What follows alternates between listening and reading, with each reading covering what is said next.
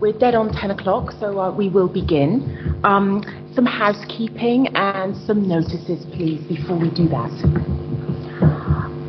Very, very much I'd like to welcome the gentleman sat next to me, Nick Broughton, long-time member of the board, but first time appearing as our interim CEO. So welcome, Nick, to this chair. Steve McManus returned to his partner member role. Apologies for today, and we have Neil MacDonald covering his role today. I'm delighted to announce actually some new appointments to this board. George Gabriel, partner member for providers of primary medical services. Very welcome to this, your first board meeting. Also delighted to announce that Minu Arani is our new member for mental health. I'm afraid he has to extend his apologies for today, but he'll be here in September. And Rachel Shimin will join us as the partner member for local authorities. Again, she has to extend her apologies for today, but will be with us in September. And other apologies received today for various reasons. Matthew Metcalf, our finance director, but we have Katie Holmes, very welcome to you, who will be deputising on his behalf. Rob Bowen isn't able to come today. He's not a formal member, but he attends. He's not here today. And Karen Beach is not here today, but Claire Zaffin is covering. Oh, I can't see Claire, actually. She's just coming. Oh, brilliant. So she'll just come to do and talk to us about the people plan. So, just a couple of reminders from a housekeeping point of view. This is a meeting in public, not a public meeting. So the event is being live streamed, and for those tuned in virtually, the tech here is set up so that you can observe only. I'm afraid it's a fixed camera, so it can't move around to the speakers. The microphones are always on, and they'll be attuned to your voice for clarity of speech. They're very sensitive, so I could have asked you not to sort of touch the top portion of it, please. Members, please introduce yourself when you speak, a bit like University Challenge, except you'll need to do it yourself. And if you could do that before each contribution, it makes it easier for the members of the public to identify you and put a name and a role to you. And they can help follow the meeting much better. Right, with no further ado, let's go on to the business for today, please. So first of all, minutes from the meeting held on the 16th of May. Are the minutes approved? Are there any matters of accuracy? If you notice this time, the minutes follow a new streamlined format. So we try to capture all of the key information discussed at the board in a way that is simplified and easier to read through and follow. Meeting recordings and the relevant full board papers remain publicly available for those wanting the detail. No new actions from the May board to note, and no live actions on the log. Any matters of accuracy or thoughts or amendments, please, to the minutes? No, I'm getting nice. Excellent. Okay, so we'll take them as absolutely agreed. Also, I just want to take this opportunity to update on some plans we have actually for a governance and partnership review. We've talked about this before. So Nick, Catherine and I met and discussed this last week. And considering the fact that Nick has only been CEO for 2 weeks and other changes in board membership, we've decided that we'll start the work in October. That gives us time to settle and post the summer as well. And that just gives us time as well to put in place to have a meeting with each committee to see where we are. And there'll be more capacity then in the governance team to support the work. So really pleased to announce that we'll begin that in October. Moving on, declaration of interest. You'll see the current declaration of interests attached for information, and it's just very important that that's kept updated, please. So I'd ask people if there are any changes just to go to the Governance Secretary, Catherine, who'll manage that. Where we've known there are already conflicts, we've put those down and noted those. But we have an interesting concept is that the nature of our board with partner members mean that there are inherent sort of interest it is quite difficult because of the operations and the organisations they lead. So, for example, in item 8, for performance reports, 9 for finance plan, 11 joint forward plan, and 12 interim people plan. So items 8 and 9 are not for decision. So, and the perspective of all members is really important. So we allow them to participate in the discussion.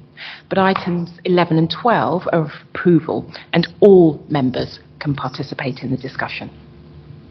And then just going on, we have received some questions actually from the public, 2 questions. Again, what we'll do is we've received them in writing. There are 2. We are going to ask the presenters, where possible, to include the answers to those questions within their item. So one of the questions relates to performance, item 8.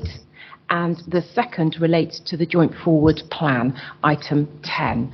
And what we'll do is we will publish those answers to the questions within 20 working days on our website. The final item before we move on to board reports, I'm delighted. We have a section where our independent non-exec directors give us a sense of living their values and why being involved with Bob is important to them. And I'm delighted to invite Tim Nolan to present to us on this particular occasion. Thank you, Sim. As Sim mentioned, my name is Tim Nolan. I'm one of the non-exec directors on the board of Bob and also chair the System Productivity Committee. When we started this slot on the agenda 9 months or so ago, I was thinking, well, how can I sort of frame this? How can I pull it together?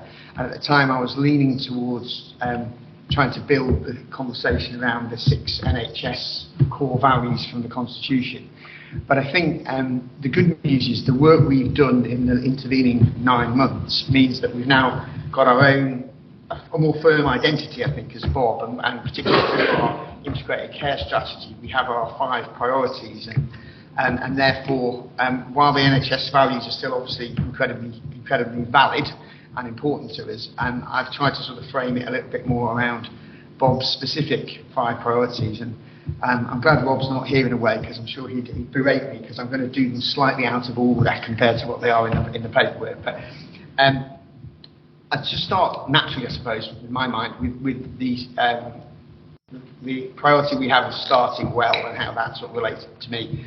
Well, my life started out perhaps a little unusual. I was born into care initially, and then was very fortunate, I suppose, to be adopted pretty much immediately after birth, and that was my first sort of good look in life, and that's helped sort of shape me. And I was very fortunate that I was adopted by loving parents, and that leads neatly into the. So did I start well? I like to think so, yeah. And then moving into living well, as I said, I was very fortunate. I was born and brought up by great family, great parents, very stable. Got a great education. Was lucky to live in a nice, stable housing. Diet, probably pretty good, but I think some would argue it's not so good these days, but nevertheless it was good, and it gave me that stability that I think most people would seek. And I think, like many people growing up in the 70s and 80s, smoking was very prevalent around me, but fortunately, again, my elderly grandmother, who used to smoke 60 or 70 a day, literally, she used to come for the weekend with 200 Dunhill International, literally a pack of 200, like you see in duty free. She sadly passed away, but in some ways that helped me, I suppose, as much as she was very, very much missed. But my dad, I suppose, more relevant. My dad lived day in, day out, was a sort of 30 a day smoker, but he gave up in the early 80s, so that was great in that, saw the benefit of smoking cessation up close and personal. Never smoked myself. I managed to avoid that scourge in the 80s, but that was good. So the living well, I think I've been fortunate, and I've seen that in different elements. Aging well, perhaps not been so lucky on that one, in that my mother, and particularly she was ill for quite a long time before she sadly passed away.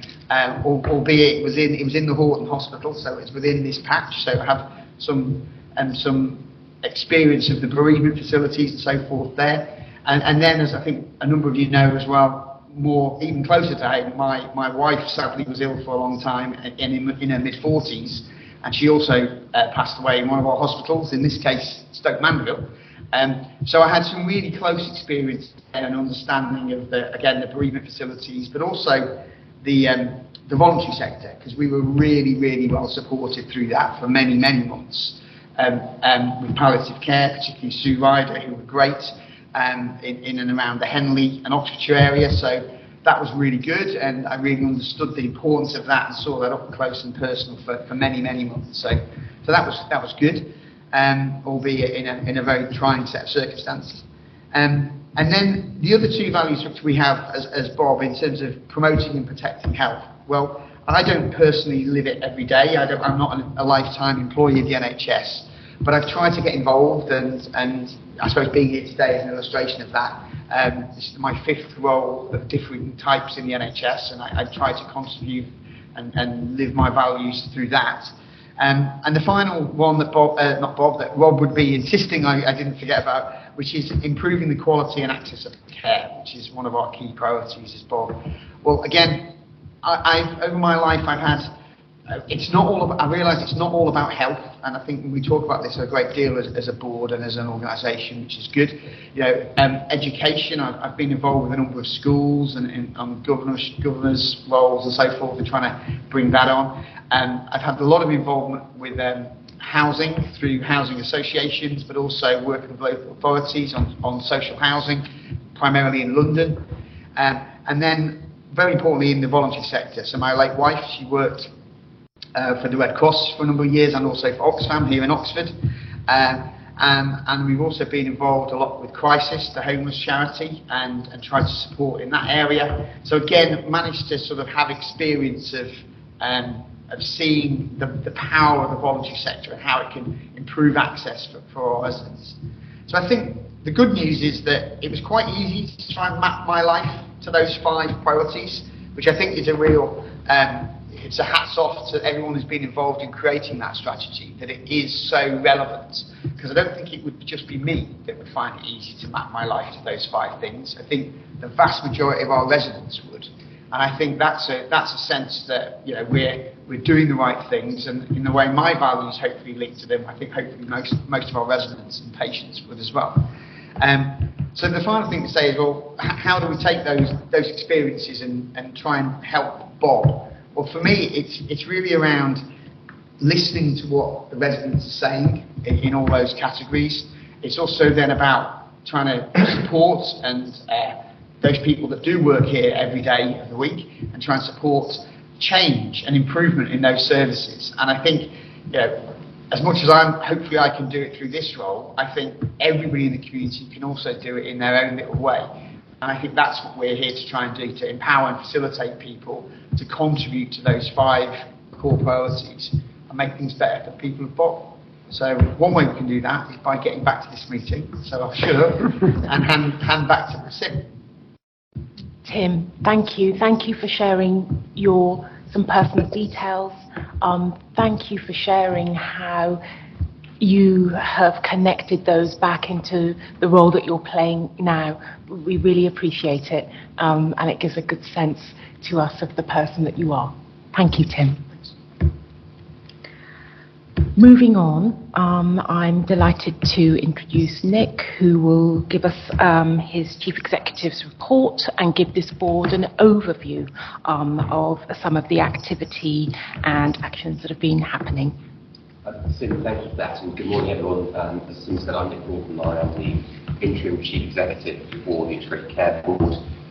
This is my first board meeting as Interim Chief Executive. I was seconded to the role from Oxford Health on the 3rd of July, so this is week 3.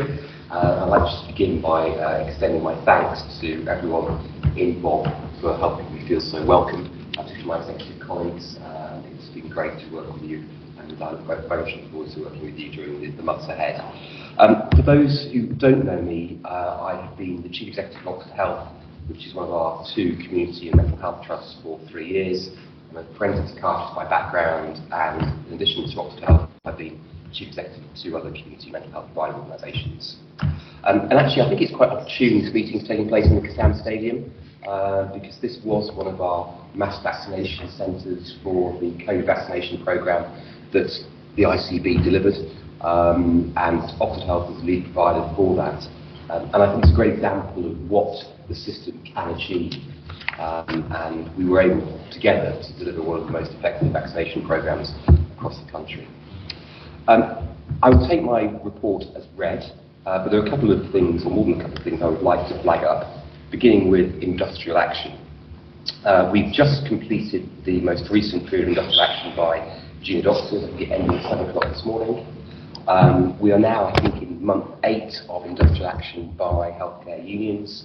As colleagues will be aware, consultant medical staff will be taking industrial action later this week, and a few days ago it was announced there will be further industrial action by consultant medical staff at the end of August. And in addition, the Society of Radiographers will be taking industrial action later this month, which will particularly affect our colleagues working at Berkshire Healthcare. This is obviously a major concern, continuing to put major pressure on all our services and impacting on waiting lists, particularly the elective backlog. It's important to highlight that the government has now made pay offers to all healthcare staff. These are, I think, as follows. Junior doctors have been offered 6% plus a consolidated payment of £1,250. Consultants, dentists and GPs have also been offered a 6% pay rise. All other NHS workers have been offered a 5% pay rise. However, ambulance workers, nurses, physiotherapists and porters will receive a one-off payment of at least £1,655. I just want to say a bit about partnership working, which obviously is a key focus for the ICB. And there's been a number of important events in recent weeks which have helped build and consolidate some of the working that's already in train. Not least the meeting on the 21st of June that Aidan attended with Steve McManus in his capacity as the interim CEO with the Integrated Care Partnership. This was a workshop looking at how the partnership can be galvanised moving forward. I'm looking forward to seeing the outputs of those translated into interaction, and very keen for us to really enhance the partnership as we look to the future. The Academic Health Science Network is part of the NHS infrastructure that I think has an important role to play in terms of how we can innovate and transform services and address some of the significant operational challenges we're facing. We work with the Oxford AHSN. It covers 2 other integrated care boards. As you'll see in my report, we've now signed a memorandum of understanding with the AHSN to try and consolidate that relationship, which I think is a very welcome initiative. AHSNs are here to stay at least the next 5 years. There was some doubt as to whether they would be relicensed, but that was confirmed earlier this year that they've been relicensed for 5 years from October and will be rechristened as Health Innovation Networks. I am a member of the AHSN board. I also want to flag up, I'm also a member with my ICB hat on of the Oxford Academic Health Partnership Board, which is our local academic health science sector, which is a collaboration that brings together the universities of Oxford and Oxford Brookes, along with the 2 trusts in Oxfordshire. Again, I think that's an important forum where we can look at innovation and look at how we can enhance some of the academic capability that we have in our system. One of the areas where I think our system is perhaps slightly ahead of the game compared to the other 41 integrated care boards in the country is in relation to the development and establishment of a joint health oversight and scrutiny committee. This met for the second time on the 15th of June. It obviously brings together the 5 health oversight and scrutiny committees in our system. I was very pleased that Sue and myself were able to meet with the JHOSC, key acronyms, but otherwise I'll start to stumble over my words. The JHOSC chair on the 12th of July, and we've agreed that we will meet on a bi-monthly basis going forward, and all being well I will attend future JHOSC meetings, which will be 6 monthly from now on.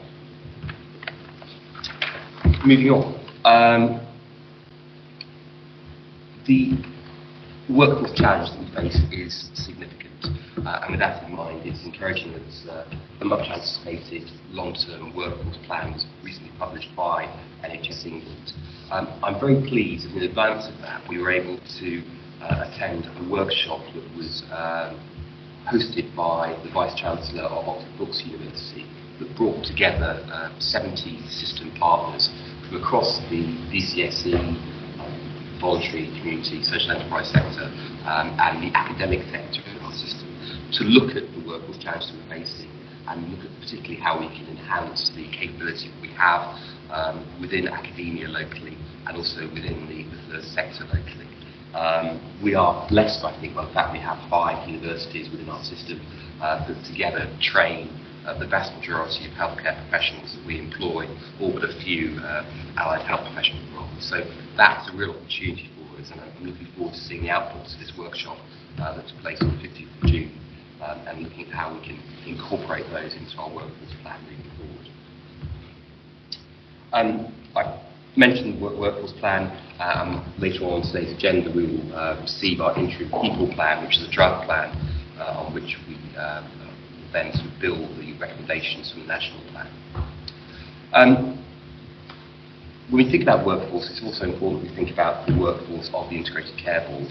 And it's fair to say that our colleagues have been through a very difficult time over the last 12 months, not least with the change in leadership that they have experienced. And with that in mind, I think it's really encouraging that we had an all-staff event at another local football ground, the Chesky Stadium, on the 20th of June. 300 of our colleagues, which I think is the vast majority, probably about 85% of our workforce, were able to attend. And for many, it was the first opportunity they had to see some of their new colleagues face to face. And it really highlighted the importance of us creating opportunities for colleagues to spend time together face to face. The outputs of that event will feed into our developing organisational development strategy. There's been quite a lot of recruitment activity ongoing, particularly in relation to executive positions on the Integrated Care Board. I'm pleased to say that interviews are now taking place for our Chief Delivery Officer, our Chief Strategy Officer and our Chief Digital and Information Officer, and appointments have been made in relation to all 3 of those roles. I'm not able to say anything more in this forum, but I very much look forward to being able to make the full announcement in the not too distant future. Our organisation has also expanded in recent times, so not only did I join the system earlier this month, but perhaps more importantly, the all-age continuing care team that covers Oxfordshire and Buckinghamshire, that was hosted by Oxford Health, joined the Integrated Care Board, and we have colleagues working now alongside us in our offices on Sandford Gate, and the Buckinghamshire team are continuing to work in their existing offices. So I think that brings a real opportunity for us to look at the continuing care agenda at scale and build on best practice that we have across our 3 places.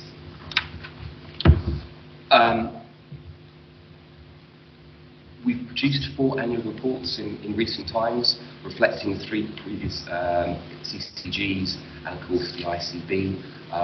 This is important, and it's an important part of our governance, and it's easy to forget the huge amount of time and effort that goes into producing these reports. So I'm very grateful for everyone involved, particularly colleagues in our communications team, our finance team, and our governance and people's team. Very pleased that George has joined us. Primary care is of fundamental importance to our system, absolutely essential that we build our services on a strong foundation of primary care.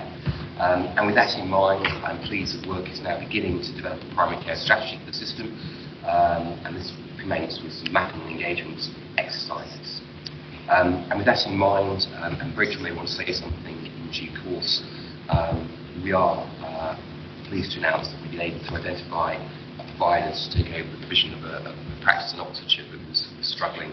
And that's a key role of the ICB, to support individual practices, particularly when they run into difficulties of all kinds.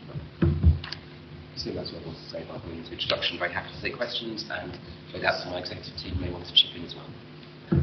If I may just expand on the comment, so absolutely 2 Oxfordshire-based practices will be taking over GP services from Botley Medical Centre and Kennington Health Centre from the 1st of October, namely 19 Beaumont Street and Manor Surgery in Headington, respectively. I think just important to note that registered patients don't need to take any action. They will receive formal letters, and there will also be a special public meeting arranged in August, so it's an opportunity for patients to be able to meet their new teams and practices with minimal disruption to their ongoing care. Thank you, Rachel. Colleagues, any questions? Catherine?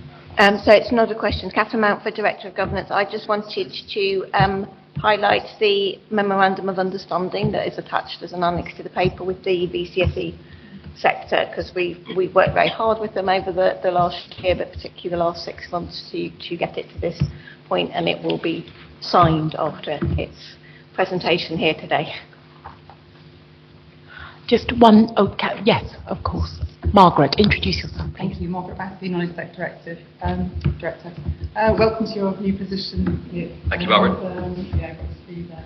I was really pleased to see those two MOUs actually happening, one with the BCSC and the other with the AHFM. Really good outreach to our partners and clearly delineating what our relationships will be going forward. So just a comment, Nick, on paragraph 26 on the NHSC regional team's annual assessment. It was really good to see the team acknowledge that we've been in a year of transition with some real challenges, and we know all that with pressures and so on. And it was really good to see a positive and fair assessment of the progress that's been made. But my comment is that it's a pretty gentle and broad brush description of the year. It's very gentle. So I was just wondering whether the team were prepared to share metrics, the metrics that they use, if there's correlation with the local government's review that we're looking at later. Because the recommendations, look at the finance, do more on UEC, it's very, very generic. There's no surprises in there, which I guess there shouldn't be. But my comment was, it's not terribly challenging. We're used to more challenge. So I just wondered if that was the level of dialogue, or whether along as time goes on, the regional team will be prepared to have a more robust dialogue and comparisons with other ICBs and so on. So I'm glad we're doing well, but a bit more challenge. Yeah, I think the message I took from that is that we should not be complacent. I have no doubt that there will be plenty of challenge ahead in relation to operational performance, in relation to the pace of change, and in relation to financial performance. And certainly that's the sense I got from attending my first South East leadership team meeting last week. Clearly there are significant problems across the region, and I don't think our performance in some areas is pretty good, but in other areas is a challenge. But overall, NHS performance is not what we need it to be. And you just look at what the ED target of 75%. If we're aiming for 95%, 75% is the 95%. So I think that's a reflection of how things have changed.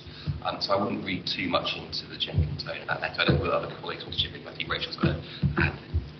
Rachel? Yeah, I guess I think the assurance meeting was very much a reflection of the ICB's formal incarnation and a sort of strategic view about approach to our various priorities. I think it's important to remember that individual executive directors have frequent and very robust conversations with our counterparts in the Area of England, whether that be around performance, money, prevention, that happen probably almost on a weekly basis in between formal assurance meetings. If you like, that's where a lot of the work gets done.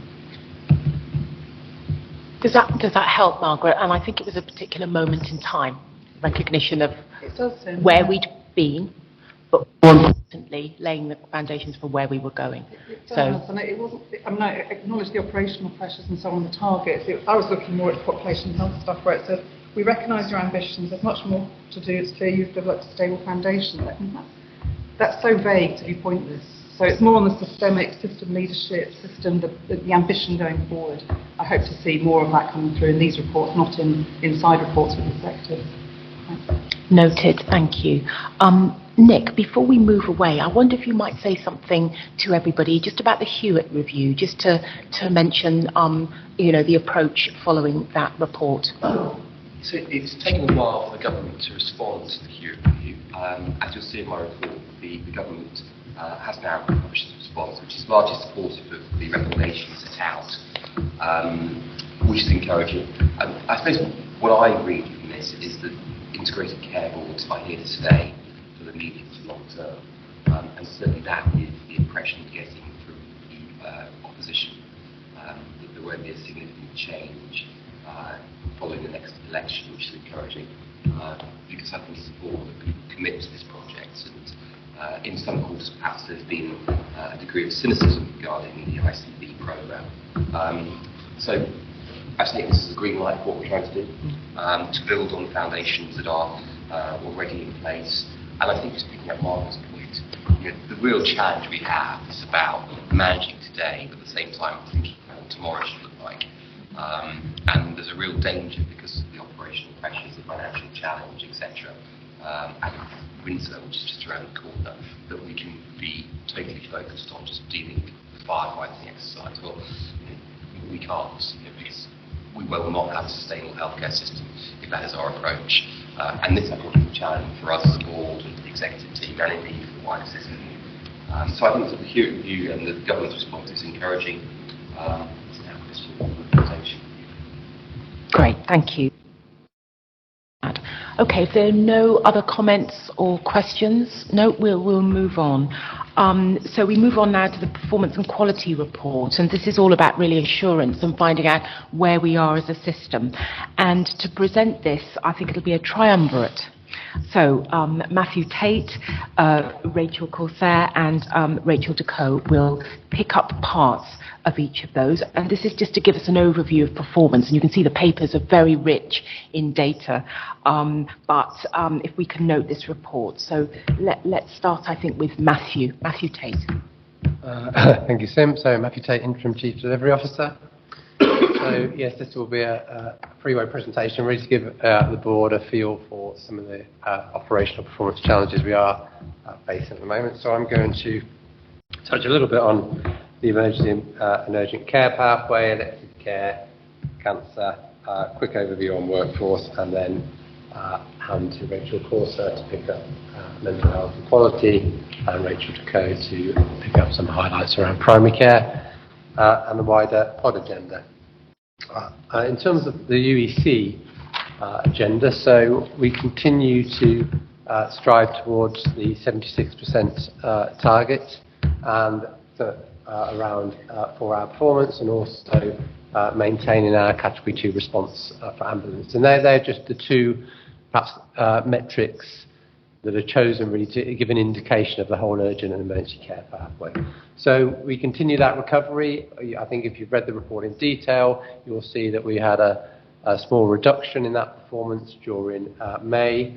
And just in context, we have seen a further small reduction in June in terms of that target. Particularly in June, just for context, I think it's worth the board noting that actually as a result of the heat wave and the pollen issues in this part of the patch, we saw our highest level of A&E attendances, certainly since I've been back in this bod patch, and we reached over 2,200 on one particular day in June, just to give an indication of the pressure in the system. So there is some rationale for some of that June pressure. We also had an industrial action challenge as well in June. But all the trusts are really have got clear improvement and recovery plans around urgent and emergency care, A&E performance that involve things like opening the hours of same-day emergency care, pathways that involve additional capital in terms of VHT have been successful in securing additional capital to build capacity in the trust. And also recruiting to consultants. Again, VHT has been particularly successful in recruiting a number of new consultants. So lots of improvement plans and work going on across the patch, but still a very challenged position on urgent emergency care. In terms of some of the system role, important to highlight, I think that we did hold another of our UEC summits. So this is the third summit we've had as a system to focus on key aspects of urgent emergency care improvement. We did a summit focused on virtual wards and the operational management of urgent emergency departments here, actually, in this building a few months ago. And only a week ago, we held a summit for all our systems to think around the approaching winter pressures, where we really need to focus attention around that and making sure our winter surge plans are robust as possible. So I hope that gives you a flavour for the urgent emergency care position across the system. In terms of elective care, so the report demonstrates that we continue to focus on non-waiters, and there is an absolute operational target, as we've highlighted before, to remove 65 week waiters during the course of this year. Nick mentioned industrial action. Just in terms of a little bit of context on that, in the June period of industrial action, we cancelled about 20 inpatient episodes per day, and that represents about 20% of the capacity across the system on any particular day. For outpatients, we cancelled about 280 first attendances. That represents about 10 to 15% of our normal capacity. So it gives you a sense of scale and therefore the additional challenge that we have in terms of elective recovery. The report outlines that for April we are on plan for 65-week reductions, but since April we have seen a growing challenge facing our system around that recovery. So we're now working very closely with all our trusts around waiting list numbers and recovery plans, making sure we understand the issues around booking of outpatient appointments to make sure we understand the route through to removing those long waiters in the system. So challenge performance on elective, but focused on the recovery plan. On cancer, again, with the focus in the first section of the performance report is around 62-day waits, and I've outlined before the progress we've made since Christmas on reducing those and moving back towards a pre-pandemic level of waits. We have flattened a little bit over the last month or so, but again, particular credit to Buckinghamshire Healthcare Trust for staying at a very good percentage in terms of those waits.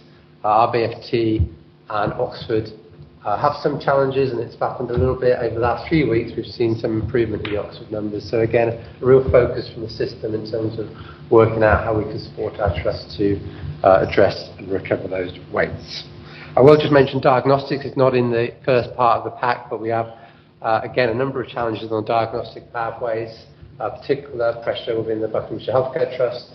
And we had a really good couple of sessions around the plans that our trust have in place to recover those, particularly the non-endoscopy areas of that, and when the new scanners in the system are going to come in to give us additional capacity. So working through that recovery timeline for diagnostics as well. The workforce report, appreciate Karen isn't with us today, and just to note we have had some data issues around access to some of the workforce numbers, so if you've read the report in detail you'll see that is a bit historic, and I know Kate will reference workforce as we come on to the overall financial position. It's probably just worth noting for the board's purpose that we are above our whole-time equivalent plans system by 3 or 4%, and that's unsurprisingly linked to an overspend against our pay budgets, which is outlined in the Kate report. So they were the sort of key points I wanted to get across in those areas. So happy to take questions, but I think we'll run through the presentation first, if that's okay, and then take another question. Rachel. Thank you, Matthew. So good morning, everybody. My name's Rachel Corser. I'm the Chief Nursing Officer here at the Integrated Care Board. Just to pick up on a couple of points, and actually it was heartening hearing Tim's story early on about the importance of starting well, and I think one of the things I want to focus on is around the neurodiversity population, and particularly within our younger people. You'll see in the report a balanced picture, and I want to present that, just highlight a couple of things within that. So really proud of the work that our teams have been doing to what I would describe as smash the target that's been set already for us to have 75% of people with known learning disabilities have an annual health check. So we're already way ahead of that target this year at 81%. Where we are now turning our attention as part of our transformation programme is on managing what are the long waits for young people waiting for autism and ADHD assessment. And whilst we are seeing some improvement, we still know that there are higher numbers than we would want of young people waiting more than 105 weeks for those assessments. And for example, in Berkshire West, we've got just under 8% of the total population waiting for assessments, waiting for more than 105 weeks. So it's a real focus for our team in targeting those young people waiting for assessments, and I look forward to coming back in time and sharing and showcasing some of the progress that the team are working through. And all of this will be monitored through our refreshed and updated mental health governance architecture through the Mental Health Programme Board that we've now established. Moving then on to quality. So we've got delighted to say that following a really extensive programme of co-design and engagement with all of our partners across the health and care system, we've now approved our quality assurance framework, and this now allows us a real opportunity to work differently with our partners, genuinely engaging in improvement methodologies that mean that we can reduce variation in care outcomes for our population. So that will be implemented and monitored through our Population Health and Patient Experience Committee, and our System Quality Group will monitor the implementation of that. Then just two particular areas to focus on. Infection prevention and control. You'll see in the report that we are seeing an increase in numbers of reported healthcare acquired infections in relation to C. difficile and MRSA. This is a trend that is being noted both regionally and nationally, and we are working with our colleagues to understand what the root cause to that growing trend is. And across the system, we've established an infection prevention and control improvement collaborative, where we are looking at how we can drive up those improvements and genuinely understand what's driving the variation in practice that's seeing those infections increase. So again, I look forward to bringing back updates through to the board via the committee. And then lastly, just to pick up on maternity, we'll all know that this is an area of increasing national focus. We know that the Department of Health and Social Care is publishing their response to the Kirkup report that was published at the end of last year into the maternity issues down in East Kent. We will continue to work with our partners in responding to the requirements of not only the single delivery plan, but also any requirements that come out following their response this week. Delighted that our colleagues at Bucks Healthcare were able to welcome the CQC as part of their ongoing assessment of maternity services, the routine process. So they were able to showcase some of the brilliant work that's been ongoing over in Bucks. And understandably, they've picked up some areas that we can focus on, and we're doing that not only in support of colleagues at Bucks Healthcare, but across our three providers. One area just to pull out of outstanding practice. So you'll all recall one of the core themes that have come through both within the Ockenden and the Kirkup reports is about how we ensure our women and birthing partners get an opportunity for personalised care and treatment. And we have accelerated the rollout of personalised care and treatment plans for our women, which means we can hold our heads high and be absolutely confident that our women are getting the choice that they want when they are delivering their babies. So we'll continue to monitor that and roll that out going forward. So they were the main areas I wanted to pull out. Thank you, Chair, and I'll hand over to Rachel before any questions. Thank you, Rachel. Rachel DeCoe, Chief Medical Officer for Bob ICB. So I will take a few points from the primary care section, focusing both on general practice, but also the wider agenda of pharmacy, optometry and dentistry. So just important to note that the number of face-to-face appointments continues to rise. We are doing approximately 70% face-to-face in April of this year, compared to 62% in the same period last year, and that's close to pre-pandemic levels. There's a continual move towards that. All of our primary care networks are continuing to deliver enhanced access, including Saturday appointments, and of those we have close to a 91% utilisation rate of appointments. Clearly, we're also supporting practices to actively manage their demand and capacity, working closely with 29 practices at the moment. We know that Bob compares well to both regional and national positions in terms of percentage of GP appointments within 14 days, currently at 83%, with same-day access remaining good.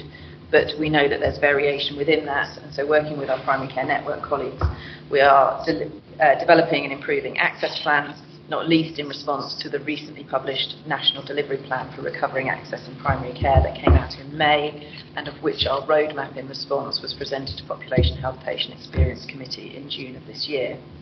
Also included in the performance report is a snapshot of non-access performance measures. I think just really important that they need very careful interpretation, and you should always look at a practice dashboard in aggregate so that you could see if there's a number of things that are going red and therefore where they may need some extra support. I don't know if this may be appropriate to take the question from the public on primary care at the moment. And the question from the public relates to the 2023 GP patient survey results and the poor experience of patients at one of the Reading surgeries, South Reading surgery, in terms of patient experience over a number of years. The question also raises a discussion around new surgery premises and some of the estate issues that are faced by primary care in that area. So this question is actually very timely. It illustrates very well how the ICB works with all practices. So our primary care team meets with the Shinfield practices regularly to review their contract. One of our own GP clinical leads attends the meetings to ensure that we've got that subject matter expertise and a clinical view that's given. And the National GP Survey and Friends and Family Tests are discussed in those meetings. The practice has undertaken its own patient survey and put in place an action plan to address the results that it's received with its patient participation groups and staffing groups. And we will also be asking them to review the latest national survey with its patient participation group. It's taken action to improve response rates to the Friends and Family, and they are now above both the primary care network and Berkshire West average, though clearly we are concerned that the patient satisfaction levels remain below average. The practices work to improve patient experience of access, so we have reviewed all their appointments capacity and found that their appointment capacity per 1,000 of the population is much higher than the Royal College of GP's benchmark rate of 72 per 1,000, and it was concluded there is sufficient capacity. However, what we are doing with the practice is looking at reception training, online appointments and e-consults as ways of improving patient experience further and working with the primary care network on its own capacity and access plan. With regards to specific estates questions, I will take that in the broadest sense. We review estates premises across Bob, including those in Reading, and any possible need for estate development.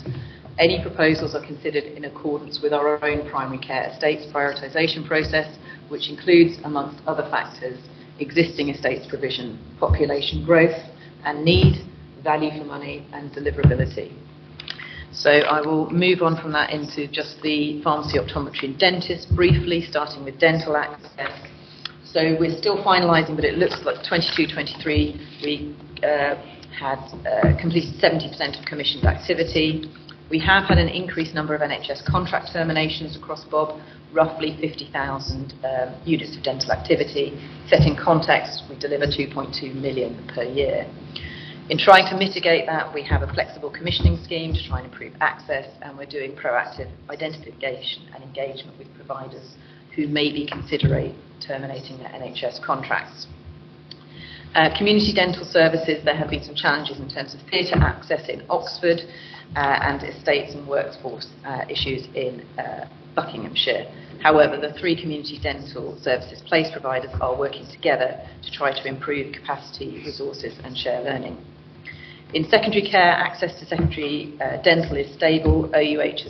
Oxford University Hospitals has faced the greatest challenge with long waits, but all providers are on track to deliver 0 65-week waiters by March of next year. In terms of pharmacy and ophthalmology, there have been, as you will be well aware, some planned closures of Lloyds and Sainsbury's. We clearly work very closely to ensure that we mitigate those capacity issues and also mitigate against any further unplanned closures. Workforce, as has been mentioned repeatedly throughout, is equally important in the pharmacy, optometry and dentistry space in the context of contract reform, but also the full use of the skill mix and making sure that people are operating at that upper limit of their scope of practice. In future reports, you will see us reporting against Q1 ops delivery, so that will be units of dental activity against commission activity, the community pharmacy activity, the 65-week waiters in secondary dental, and those children under 10 years that are awaiting secondary care dental extraction, because it's really important in terms of the inequalities of the gender. Clearly, like Matthew and Rachel, happy to take any questions on the performance report. Goodness me, yes, there's quite a lot of data, quite a lot.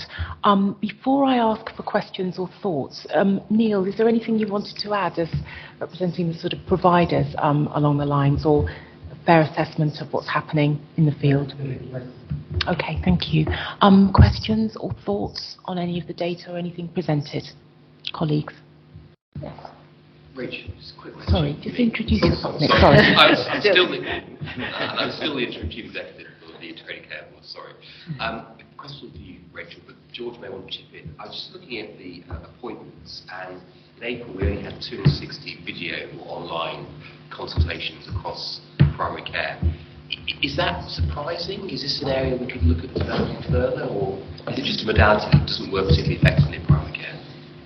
I mean, so I think it works in various circumstances. Some certain cohorts of patients really enjoy accessing primary care in that way. Others much prefer to have that face-to-face. So I think it's important in terms of after patients are triaged that they have a modality that's most appropriate for them. But part of the primary care networks looking at how they're going to improve access plans will absolutely be looking at that modality. But George, you want to... Yeah, I mean, I think when we were in the height of the COVID lockdown, this was really developed quite rapidly and rolled out over a 2-week period actually, and it was incredibly necessary and useful for conditions that you need to be able to have that face-to-face contact, to be able to see something. So we were doing things like respiratory assessments over video. I think now that we're now fully back to face-to-face, you can see the face-to-face activities that are there. Actually, we're back to what was really business as usual before, which was the combination of telephone and in-person face-to-face. So I think those low numbers just reflect the fact that actually it's useful, but it doesn't give you the full picture you can by seeing somebody face-to-face. And I don't think it's a modality that's particularly popular with patients or with practitioners, except in those cases where patients just absolutely can't get into the surgery in an appropriate timely manner. Thank you. And just to add Ross, and reinforce introduce that, yourself. Ross Fullerton, Chief Information Officer. So the evidence base that underpins that as well is that there are very few attendances that actually video is the right answer for in addition to telephone. You can cover most of what would be required on telephone, otherwise face-to-face is generally better. I think as George has kind of given a good view on there, and that's been kind of proven through quite a lot of analysis nationally of different modalities for those contacts with the GP. Thank you. No other questions? Aidan. Thanks, Chair. Aidan Raven, Non-Executive Director. Question, I think for Matthew, but it may be for anybody. I'll ping it to you first, Matthew, anyway. Just in terms of the disruptive effect of the industrial action on performance and thinking about that potentially over a prolonged period. Now, we hope obviously there's a solution to this in the short term, but if there isn't, have we done any modelling? Is there any thinking around, one, the impact, because clearly it's going to continue to have an impact, as you've demonstrated in the figures you've given us today. And secondly, in terms of measurement, because if this is going to continue, there's kind of little point in pretending everything's as is if we know there's a prolonged period of disruption in front of us as well. So I don't know if there is any thinking around those, but I'd be interested to get your views on it. Yeah, and colleagues, welcome to chip in. I suppose there's 2 or 3 angles on that. On the performance one, then I mean there is acknowledgement at a national level actually that the elective recovery, the pace of that has been affected by industrial action, and therefore the national ambition, which is I think was described technically as 107% of a previous pre-pandemic activity, has now been reassessed down to 105%. So there is an acknowledgement, and the factual acknowledgement that industrial action has impacted on activity. Now, at an organisational level, we haven't reset our ambition with our trusts to reflect that, and we haven't had a discussion in the region about whether there's a reset to our local ambition around that. And we'll do everything we can to mitigate that. And the trusts are working extremely hard to mitigate the impact of weekend works and recovery. So there is a balance to be struck. I think if you think of waiting lists, particularly on elective weights, between perhaps the overall waiting list and our ability still to target the long waiters. So there's a balance to be struck then. On the UEC side, I think that again, because of the junior doctor strike, we've seen a brilliant step in by consultants to cover some of that, so that we've seen performance been maintained or even improved in terms of that technical measure because of the different model of care. The other 2 points I would probably read into that, and others may want to comment on that, is the impact it has on staff morale and the resilience of the workforce in terms of balancing that, and I think that will continue to have an impact as we go on, and that may again start to play out in terms of our performance and management moving forward, and that's really difficult to model that element, Aidan. And the last one, obviously, is it does have a financial impact, so when we're looking to balance access, quality and money, the industrial action has had a financial impact. Again, there may be additional funding coming to acknowledge that hasn't been confirmed or flowed through yet, so we're holding that as an additional risk in the system. So that would be my broad take, but colleagues may wish to add a bit more colour to that. Rachel wishes to. Rachel, to add to that? Yeah, I think really important to focus on the performance aspect, and all of our providers have coped admirably, but it is very clear that it is becoming harder and harder to cover those shifts every time there is an extended period of industrial action. And as Matthew quite rightly describes, the resilience impact, especially as we go into what is traditionally summer holidays and people are with families, etc. I think we all regret the impact as well to those members of our population that have had elective and outpatient procedures cancelled. They will no doubt have some associated both physical and psychological distress. It's very anxiety provoking, awaiting for your treatment. And I think on that note, our emergency preparedness teams and our quality teams work together to review learning, both in terms of how the industrial action period has been run, but also any harm that may have potentially come out of either during that period of industrial action or to those patients that have had their treatment delayed. And then Matthew referenced the financial impact. I guess there's the financial impact in the moment of the industrial action in terms of getting shifts covered, but potentially if we want to recover elective work, we're looking at a further financial impact down the line as well. Margaret. Thank you. Margaret Batty-Ned. It's just a follow on. I'm just trying to crunch some of the figures in my head, Matthew. So in your report you talked about, or in the reports, we talked about between 10 and 20% of elective and outpatient inpatient appointments being cancelled per day of strike. And you just said that the national recognition is a 2% reduction, 175% reduction. So I don't know how many numbers of days strikes are planned or how we've had, but are we crunching the numbers, and with the finance, acknowledging that there will be extra money for all those different reasons that Rachel just acknowledged, are we putting something to regional team, to national team, to say we anticipate if so far it's cost us this, and so far it's going to cost us this much extra, and so far we're this much off target? Yeah. So on the, I mean that will be highlighted. I'm sure Kate may want to add to the detail, but certainly trusts are recording, as we are, the cost impact of industrial action. And we will highlight that as a risk in our due finance reports as they go forward. In terms of the performance position, then yes, I mean on a weekly basis on electives, we're looking at the shift in wait lists. We're working with our trust to say what is the gap between sort of the anticipated demand for the rest of the year and the capacity you can put on as an organisation. Is there any flexibility we can do on that in terms of mutual aid, or indeed bringing in the independent sector to support some of that? So that's a weekly piece of work, Margaret, in terms of understanding the backlog and the impact, whether it's industrial action for any other reason that our trusts go off plan. In terms of the expectations, that's a continuing discussion with region. And I think the challenge for us as a system is that we've made a commitment to reduce the waiters to 65 weeks as a target, and as Rachel highlighted, that is a significant amount of time, there's significant personal impact on those individuals. So the challenge we have as a system is, can we still deliver that despite the periods of industrial action that we've already had and that we're planning for the future? So that's a continuing discussion. Let me ask Katie to come in, just to answer a little bit of what Margaret said, and then to lead on, please, to the next item, Katie, where you're going to, Kate, to take us through the... Oh, sorry, Tim, did you have your hand up?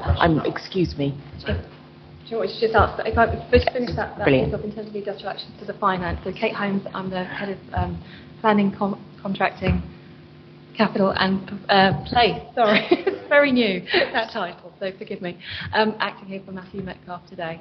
So in terms of the industrial action, we have been asked by region now to prepare across the providers to prepare a return that goes back, so that's due at the end of this week. So they are collecting those costs nationally, both in terms of direct costs and impact costs. So absolutely, that's being fed back to us. Thank you. Sorry, Tim. No, it's fine. First, Tim Nolan, non-exec director. First of all, just a big hats off and thanks to everyone involved, because I think this is a pretty good set of performance figures, given the industrial action challenges in particular. Just one question, which I'm sure is being covered off by the Trust's own safety committee, but I just wanted to understand a little bit more about the two Never events that were reported at Buckinghamshire. I don't know if anyone can shed a little bit of light on what they were and what the outcomes. I think Rachel is going to pick that up. So yeah, thank you, Tim. So Rachel Corser, Chief Nursing Officer. So what we've done through our system quality group is a deep dive into all the Never events that have been reported, not just the two that came through from BHT.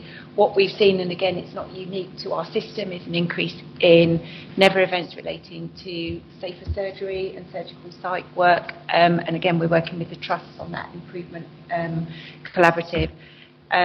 So all of that action will be monitored through system quality group and the tripartite that we have with the providers. Thanks. Thank you. Right, back to Kate, who will take us through the finances, please, Kate. Thank you. So Kate Holmes in Finance. Just to start off with a real positive, just linking into what Nick had referred to earlier in his report, we did close off the year-end accounts successfully for both the ICB and the 3 former CCG accounts with unqualified audit opinions. So a good result there for all of us. So just to put that on record.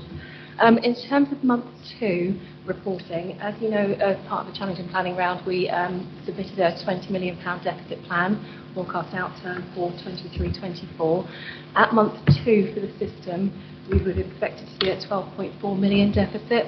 We've actually reported, as per the report, 23.3 million. So we're 10.9 million off plan as at month 2.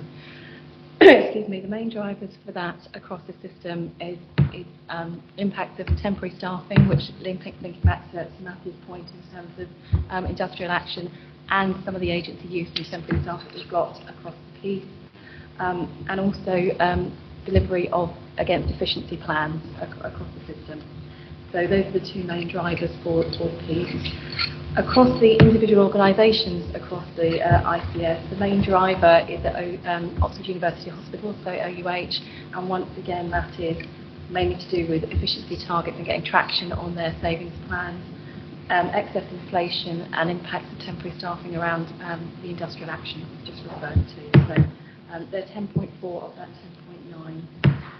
10.9. The ICB has overspent their plan at year to date at month 2 by 0.9 million, and that links to independent sector activity that we're seeing across cataract and audiology, and that's mostly in the Oxford area. But across all of our population, we are seeing pressures across those independent sectors. Royal Berkshire were 0.3 of that overall year-to-date position, and that's linked to temporary staffing once again to industrial action, and once again, and linked also to some power outages, significant power outages they had across April and May that caused significant problems across the hospital, so caused additional costs for them. I'm pleased to say across the other providers across the trust we have small underspend which are then mitigating that position. So BHT underspend by 0.3 million, Berkshire Healthcare by 0.4 million, and Oxford Health by 0.1 million. So we have an overall position of 10.9. The main issues are, as I've outlined, in addition to, just in terms of the efficiency target across the system, we would have planned to achieve 17.8 million. At this stage, we've achieved 11.1, so we're 6.8 million off, and the main driver of that is at Oxford University Hospital, as we've just outlined. We do continue to have significant risks against our financial position, mainly due to efficiency targets and getting traction on those targets, as I've said. Linked in also to capacity, potential and industrial action, linked to activity and the elective recovery fund, and whether there will be clawback against the system in terms of performance. So there's a risk around that. We also haven't got all of our contracts signed across the system, so we are across the wider system in terms of with our ambulance colleagues and also with Friendly and some of our outer system colleagues contracts. So there is still a risk around those contracts. And also against continued non-pay inflation pressures that we're seeing across the system. So we are seeing pressures against our plan. We are working together as a system across both finance and the wider operational teams. We've got the ICS Efficiency Collaborative Group in place looking at strategic savings plans, and opportunities that we can work together to try and mitigate the system. And each of the providers will be looking at financial controls that they can put in against that position to mitigate the position. I think that was all I was going to say in terms of revenue. Just to say very briefly, as per the report, in terms of capital, we are showing a small underspend against that, which is not unusual at this stage in the year against capital, but anticipate that our capital will be spent in full by the year end. That's all I was going to refer to unless there are any questions. Thank you, Kate, for that.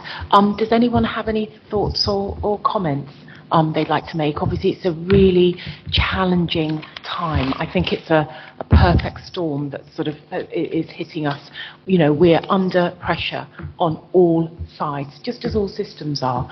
But it's about maintaining our nerve and ruthless focus to try and mitigate some of those. And I think it was helpful that you explained what sort of actions we're taking at the end of your piece there to try and get back to plan. Any other thoughts? Nick? Nick Broughton, Chief Executive. Case, forgive me, slide 9 of the deck, Oxford Health highlighting potential risk associated with underfunding agenda for change, payables. I don't think that would apply to all our providers, or is this something specifically about our core organisations? So it does apply to all organisations, but in essence, in terms of Oxford Health, because it's a community contract and also a mental health contract, there's a higher proportion of pay staffing in there, so it is disproportionate. So we are working that through as a system of how we allocate money. Absolutely, yeah. No other questions? Aidan, please. Just a quick one. Aidan Ray, Non-Executive Director. Kate, thanks for the report. Clearly, Oxford University Hospitals are skewing these numbers quite significantly. What are the confidence that they can and we can collectively recover the position, really, as the year? I think there's no denying it's a significant challenge. We knew at planning round it was going to be a challenge, and we need to work together. I think in terms of financial controls that are going, people are working, everybody's engaged from OUH in terms of system-wide. In fact, the Director of Finance leads that group. So there is engagement and ambition to do that. It's just getting the traction in terms of against the background of industrial action and the wider pieces that have been highlighted across the board today. Bring Tim. Thanks, Tim. Yeah, Tim Nolan, Non-Executive Director.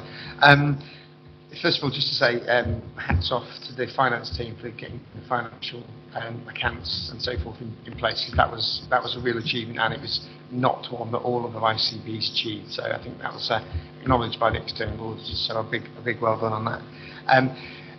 Regarding the numbers, I chair the System Productivity Committee, and it's a concern, but it's not. We're still early in the year, I think, is the overall position. No one would want to be £10 million behind the target after only 2 months, but there's a long time to hopefully rectify things and improve things. To Aidan's point, there's not a clear visibility yet, really, of how OUH gets back on track. But that doesn't mean that the guys, as Katie said, are not well aware of it and are focusing very hard on it. I think in Jason, they've got a strong finance lead who's sort of throwing everything at it, let's put it that way. But yeah, I think it's worth noting that there's a bit of a lag on these figures as well, in that we're now obviously into month 4 already, so we need to see how the month 3 numbers look. there's a lot of focus on the efficiency plans, both within each of the trusts, where, as Kate said already, we're slightly behind track, but also there are some PAN system programs as well, which again Kate's referred to with the IECG.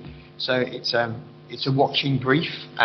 Again, not that it mitigates anything or makes things better, but we're not alone across the country with these challenges, because the industrial action in particular is hitting everybody very hard on the pay front.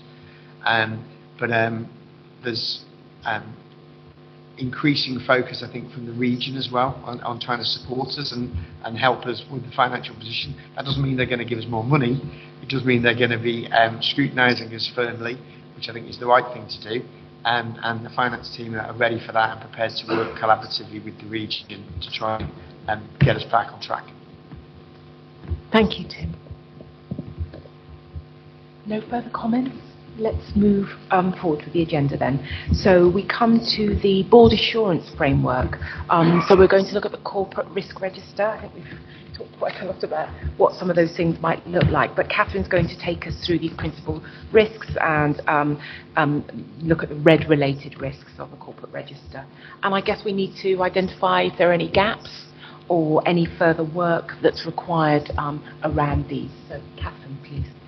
So thank you, Catherine Mountford, Director of Governance. So the strategic risks have been being presented to the board for the last few months. Now an extended reporting that is clearer about the controls in place, level of assurance and actions being taken.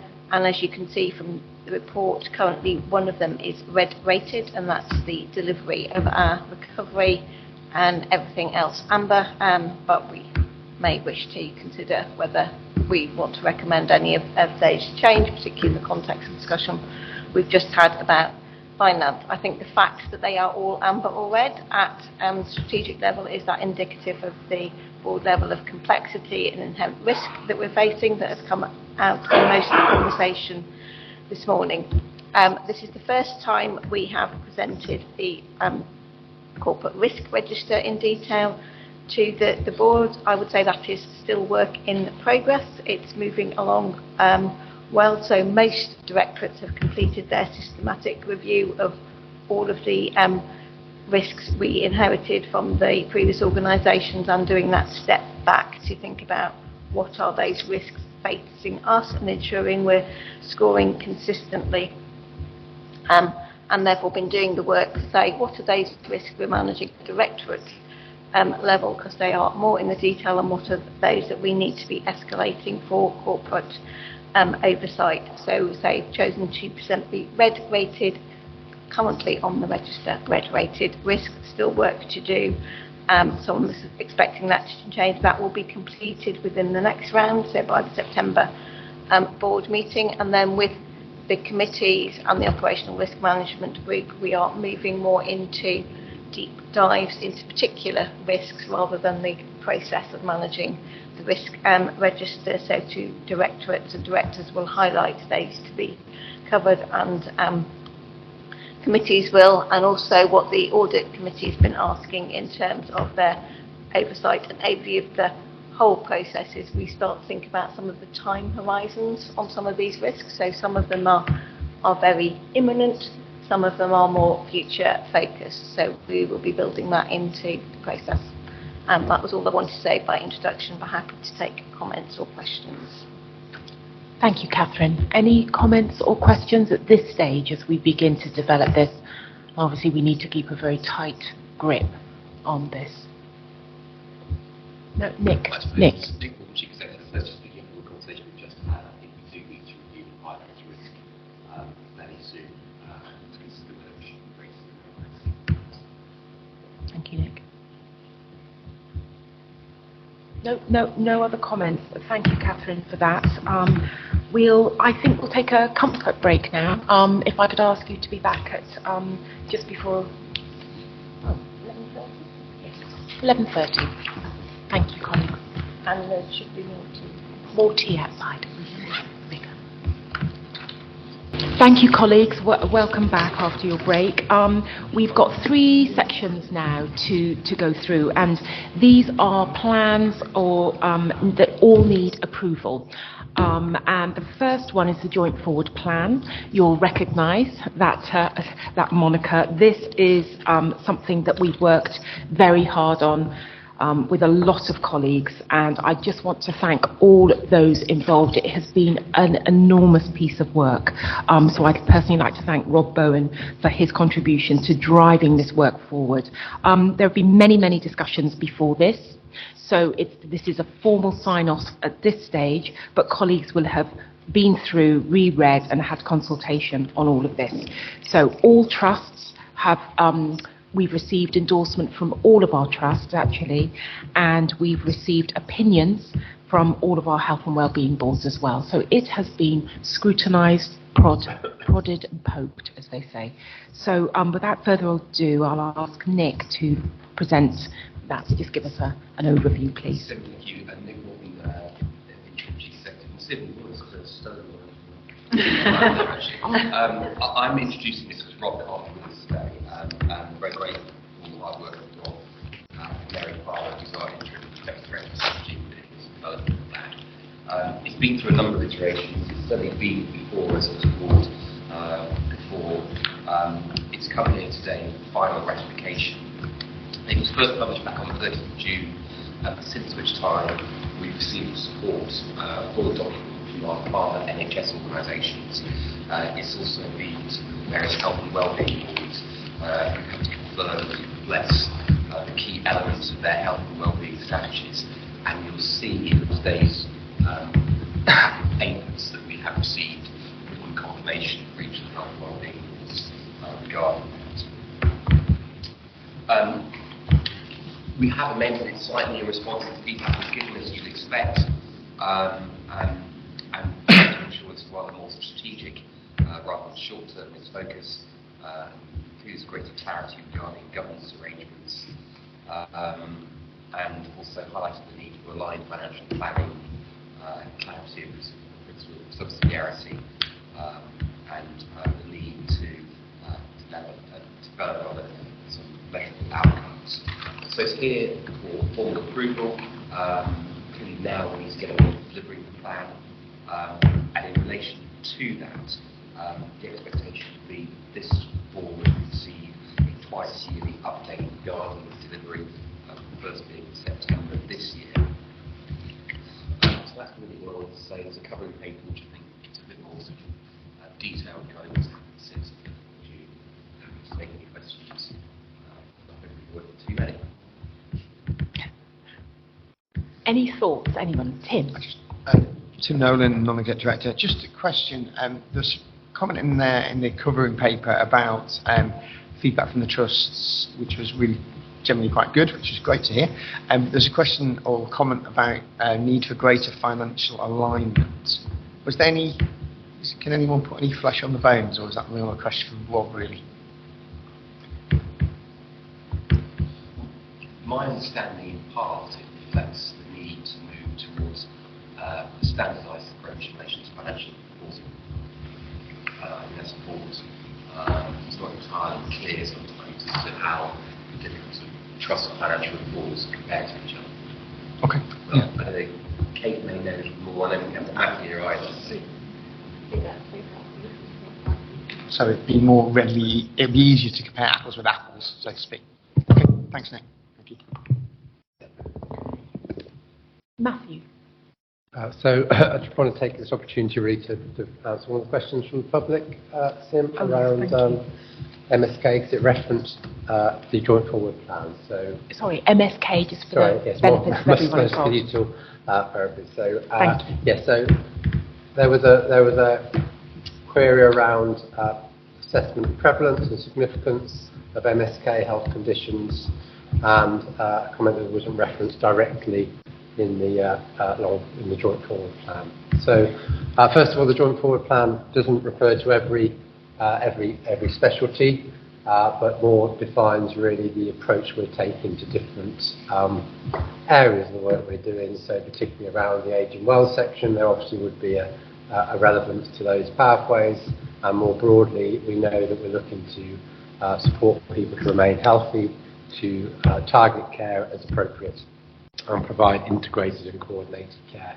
So in terms of our focus as a system on musculoskeletal services, a couple of important points. It is one of the areas that we focus on in terms of collaborative working across the 3 acutes for our elective care board, so a really important area. If we look at, to give you a sense of size, presently 5,200 patients on our waiting list for trauma and orthopaedics, which covers the range of MSK conditions.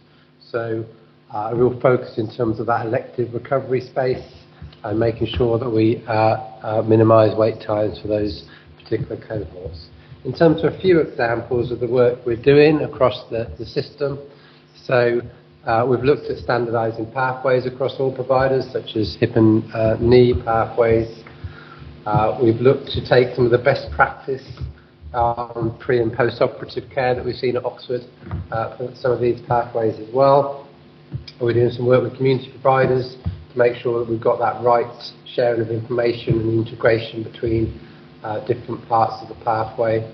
We're looking to make sure all our population have access to first contact practitioners across the system, and again focused attention on long waits.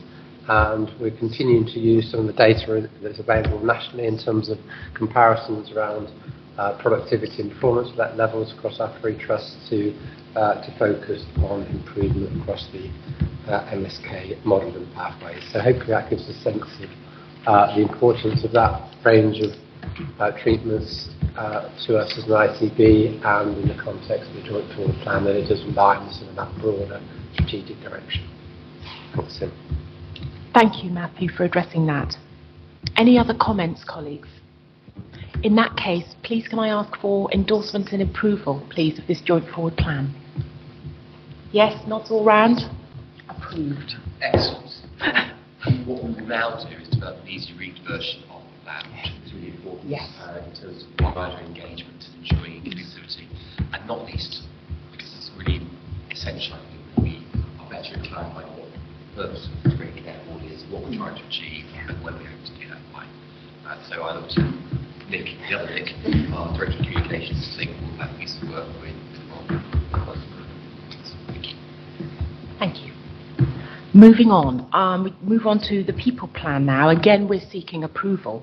And I'm delighted to welcome Claire Zaffin along to present this from our People Directorate, since Karen isn't here. But just to remind colleagues, we need an agreed set of plans and priorities for our ICS to enable us to move forward, if you like, and do the work in terms of more integration, inclusivity, and supportive and an accessible system approach for our people, and it's not easy, so we've got to cut this down into bite-sized chunks. So this plan is about priorities for 23-24. So we have been working with the system for a long time. It's been developed with partners, but it's very specifically an interim plan for this year. So we will look to the long-term workforce plan that has just been published and develop ours alongside this as we go forward. But what we need is a plan of sort of action, if you like, for the immediate. So it might not be as developed as some people want, but that's because we need to work with our long-term workforce plan that's just come out. Does that give a fair context, Claire? It does. Over to you. Thank you, Lynn. Good morning, Claire Zaffin, Head of Workforce Intelligence and Workforce Strategy and Intelligence. So you have the paper. With that paper, with the accompanying paper, you'll have a copy of the plan. I'm going to assume that you've all read it. And I think 2 or 3 comments from me to open up the discussion this morning. As Sim mentioned, this is an interim people plan. It essentially sets the tracks for the future. It's unapologetically a living plan that will evolve as the ICB does. For a 12-month plan, you'll see that it has a lot in it. That's set out in the plan under our focus for the next 12 months. Doing that, we have taken account of the work and initiatives that are already underway and due to be completed this financial year. and of course initiatives that have previously been committed to by the ICS and by the People Committee. The plan sets out how we will work alongside our system partners or partner organisations to ensure that we're focused on all areas of work that make certain our people remain a priority, that we build a sense of belonging, develop how we deliver care, and focus on ensuring that our roles across organisations are attractive both now and in the future.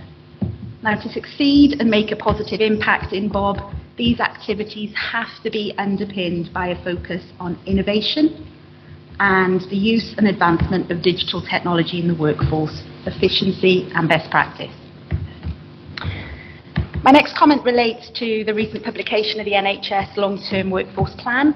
We welcome this plan and we acknowledge that it applies to our health partners. In September, providing this plan is ratified, we will begin a series of engagement sessions with all system partners on our longer-term people plan, spanning a 5-year period from April 2024. Now, as part of these engagement sessions, we will consider all aspects of the NHS long-term workforce plan, although we do recognise that some elements of that plan will not apply to all our partners, such as local authorities and the voluntary sector. We will take that plan, we will look alongside that plan at best practice, at what we can learn from each other, both within the Bob ICS and within our colleagues within wider ICB. The ask this morning, as Sim mentioned, is for the board to review and validate the plans set out in the interim people plan, and that will enable us to shift our focus to the development of the longer-term people plan. Thank you, Sim. Thank you, Claire. Any thoughts, please, or comments or questions for Claire at this stage? Yes, Neil. Hi, thank you for this, Claire. Neil MacDonald, Chief Executive of Buckinghamshire Healthcare NHS Trust. I just thank you for clarifying, because there's a huge number of people whose experience we are accountable for that work across health and care. And I think you clarified that this is going to specifically focus on those in the NHS part of it in terms of what you were saying there. No? Wider. So I guess levels, so it's quite straightforward, I think, to think of the experience of a colleague working in a trust, who's line of accountability through a trust board, access to wellbeing support, OD opportunity, development, standards of behaviour, clear res requirements, and so forth and so forth. That gets a little bit more nebulous when you get into, I think, primary care, and even more so when you start to get through kind of local authority contracting and the domiciliary care worker going into someone's home. I guess how are we looking to devolve accountability and collective ownership of this throughout that quite complex system and making sure we've got levers and accountability in the right places? Thank you, Neil. So this is about the architecture, the governance architecture around the plan, which is covered in the plan. So it's very important that we don't have the answers, but we work together as a system with all system partners across health, social care, primary care, voluntary sector, to learn from experience and ensure that there is that voice of all sector partners throughout all workforce initiatives, present in all steering groups. You'll see that there are 3 steering groups proposed under the People Committee. One focused on recruitment, resourcing and retention, culture, inclusion and equality, and development, careers and learning. And within those steering groups, it's vitally important that we have the full voices of the system, and that we consider that support and learn and develop and support each other as well with that transfer of experience and knowledge, and then delivery. Does that answer your question? Thank you. Just before I move on to Margaret, actually, yeah, it's a really good question, Neil, and I suppose the point is to encourage best practice within all our partners and to share, because we can't tell them how to manage their people, but we can certainly share operationally what seems to work. And as the conversations, I think, develop, there needs to be more working out where we can really not just share, but sort of offer up opportunities to each other's workforce as well. I mean, I guess what I'm getting at is that it's really important, I think, for the board to be able to understand when it signs up to deliver a plan, that plan is deliverable and what levers it has to deliver it. And I notice we talk about the development of metrics and outcomes, etc. But this is a board that employs 350 people. There are another 50,000 that kind of don't and actually don't live the experience, their health, the inequalities that exist in the workforce, their education development. It's just making sure that the board is signing up to something that it can then pull the levers to deliver. Yeah, it's the tension that exists, I think, with the people part of the ICBs. It's our responsibility to our system partners. So I would suggest that will get clearer as we go along and we get the input from our partners to help us decide where those levers can be pulled and where we can place those. But a really good question, and it's still not fully resolved, I would say. Margaret. Thank you. So Margaret Batty, Non-Exec Director. Thank you, Claire, for I recognise an interim lived-in plan. And I'm pleased to see about the cultural change being at the heart of it. I just didn't see anything about speaking up culture, so freedom to speak up. And you mentioned inclusion equality, but a lot of problems, root problems in the NHS often bubble up through freedom to speak up, and we could learn a lot through our different partners across the different trusts. So it's civility and respect, that speaking up, that boldness, that culture is really important. I didn't see it mentioned. So freedom to speak up, as you know, is a mandate. It's mandatory for all organisations to have a guardian, to have a policy, and we will, as an ICB, we will work with our partner organisations to help support that, to look at what comes out locally within trusts and within organisations of that process, and to ensure that we're learning lessons. Now, as part of our work on intelligence dashboards, there's another piece of work in the future that looks at themes coming out of freedom to speak up, themes coming out of staff surveys, and that intelligence is held at a local level. But through partner commitment and engagement, and as those relationships develop, we hope to be able to use that intelligence locally at a system level to learn from that. That's fantastic, actually. I think for our risk and quality agenda, that's really important. Thank you. Tim and then Rachel.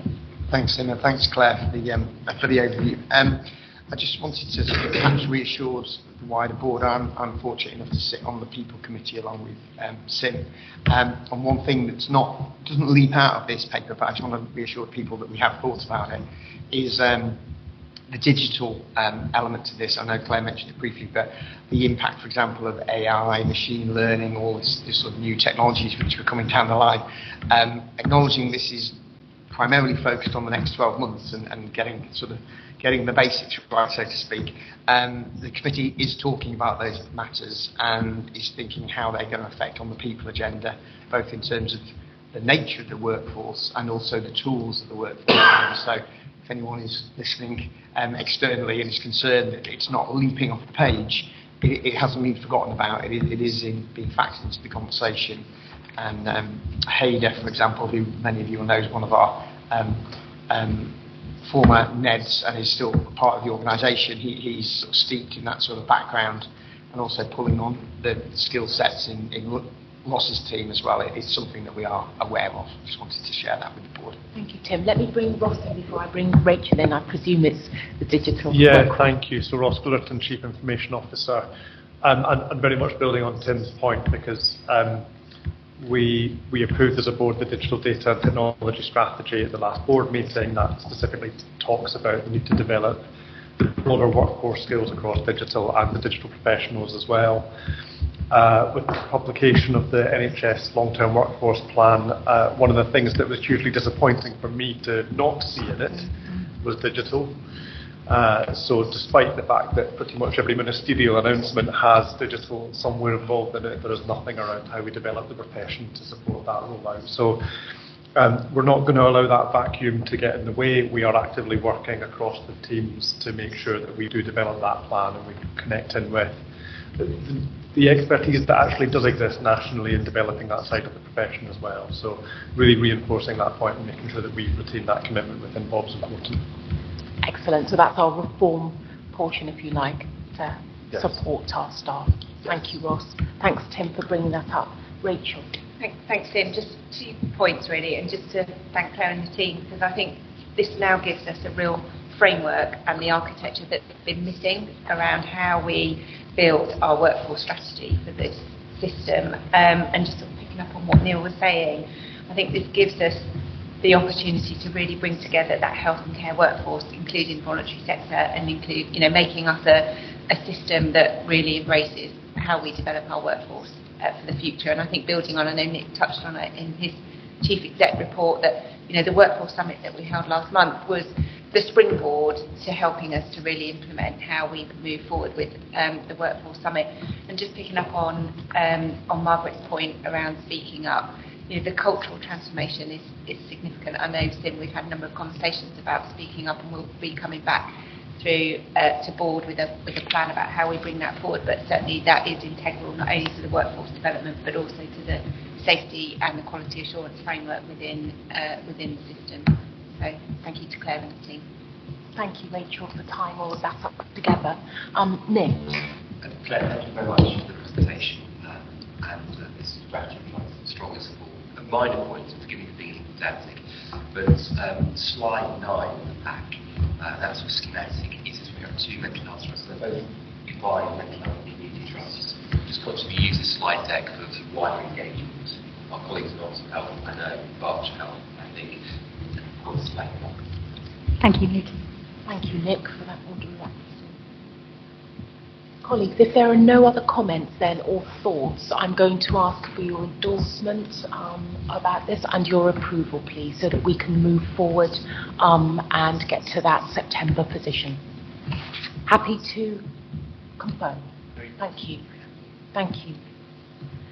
And our last piece of work and strategy is the communications and engagement strategy for approval. This has been through board and through a lot of different people again, and we need to approve the strategy and the recommendations today. And we've also been given an excellent January to July kind of activity report to show us what's been happening rather than us just waiting for a strategy. So I will pass over to Nick Samuels. Thank you, Nick.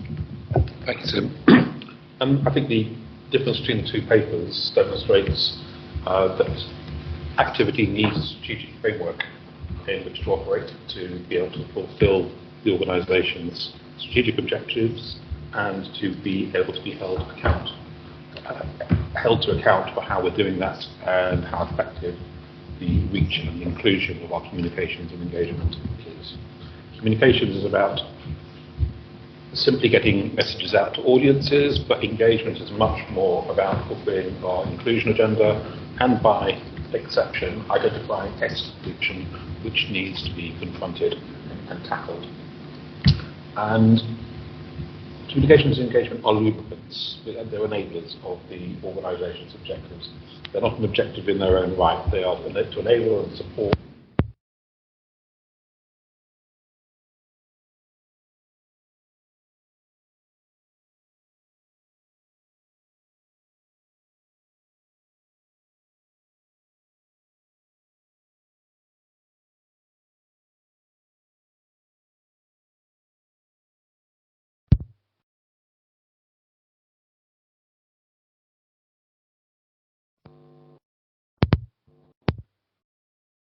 to generate and sustain.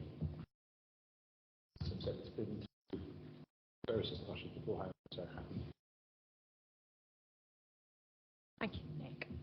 Any questions from colleagues, please, to Nick about this really, really vital piece of work?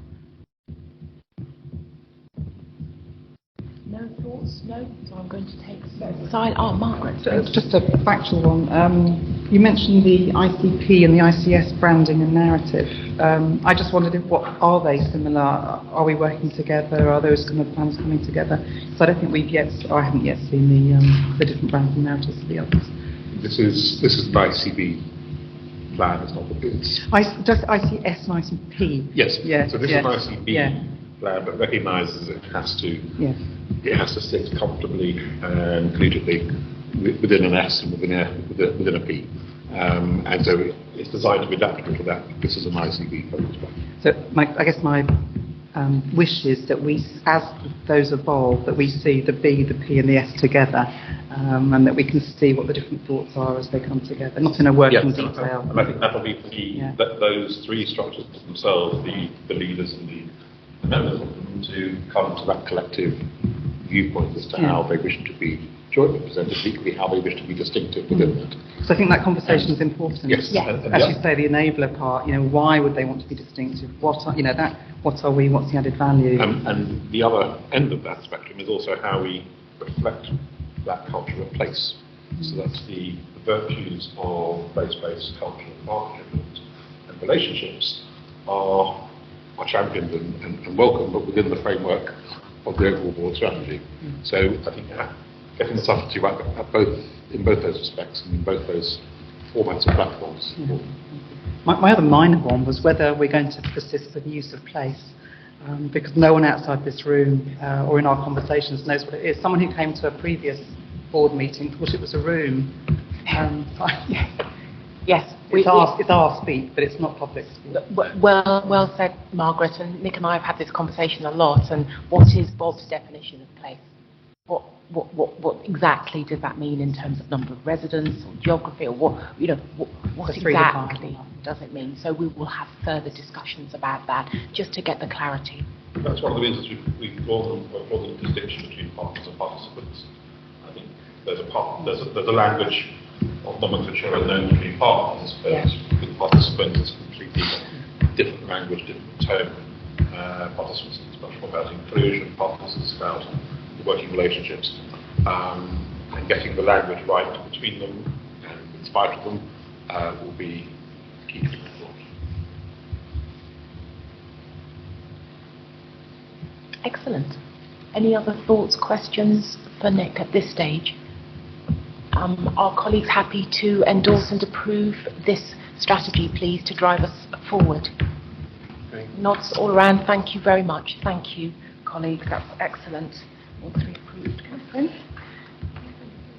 Wonderful. Right. So moving on to the next item. We have got Rachel Deco going to talk to us about a peer review, which happened actually in 2022 now. So a bit of time ago, but I'll let Rachel context what she's talking about and what that means to us now as we move forward. Thank you. Thank you, Sim. As you say, it seems a lifetime ago now, but we approached the Leading Inspiration Peer Support Programme to explore the opportunity of a peer review late last summer. That's composed of a local government authority, NHS providers and NHS content, initially to look through the lens of clinical and care professional leadership, but also the broader system leadership piece. It felt really important that we captured that breadth of perspectives, build on work already done, and really identify a set of recommendations of how we were going to drive progress. And a significant engagement exercise was undertaken over a number of days in December with system partners from grassroots right to CEO level across health and social care. I think important to remember that this is at a moment in time. It was in the infancy of the ICB, but actually is no less valuable in terms of objective insight and reflection. And there were 6 key recommendations which are detailed in the paper, which I will just touch on, but really most importantly in terms of the progress that's been made across all 6 recommendations to date. So theme 1 was around, as has been alluded to previously by Nick today, the need for system leaders in the ICS to clarify the added value and the purpose, and ensuring that all professional groups have a voice. And the system moved quickly to strengthen that narrative, how it was shared, how staff were engaged and involved. Focusing both on key objectives but also massive cross-system engagement in developing the integrated care partnership strategy and the joint forward plan. And I think that sort of first anniversary of the ICB, where staff were together face to face, reinforced that co-production of programmes, celebrated that achievement, and again reinforced our mission going forward.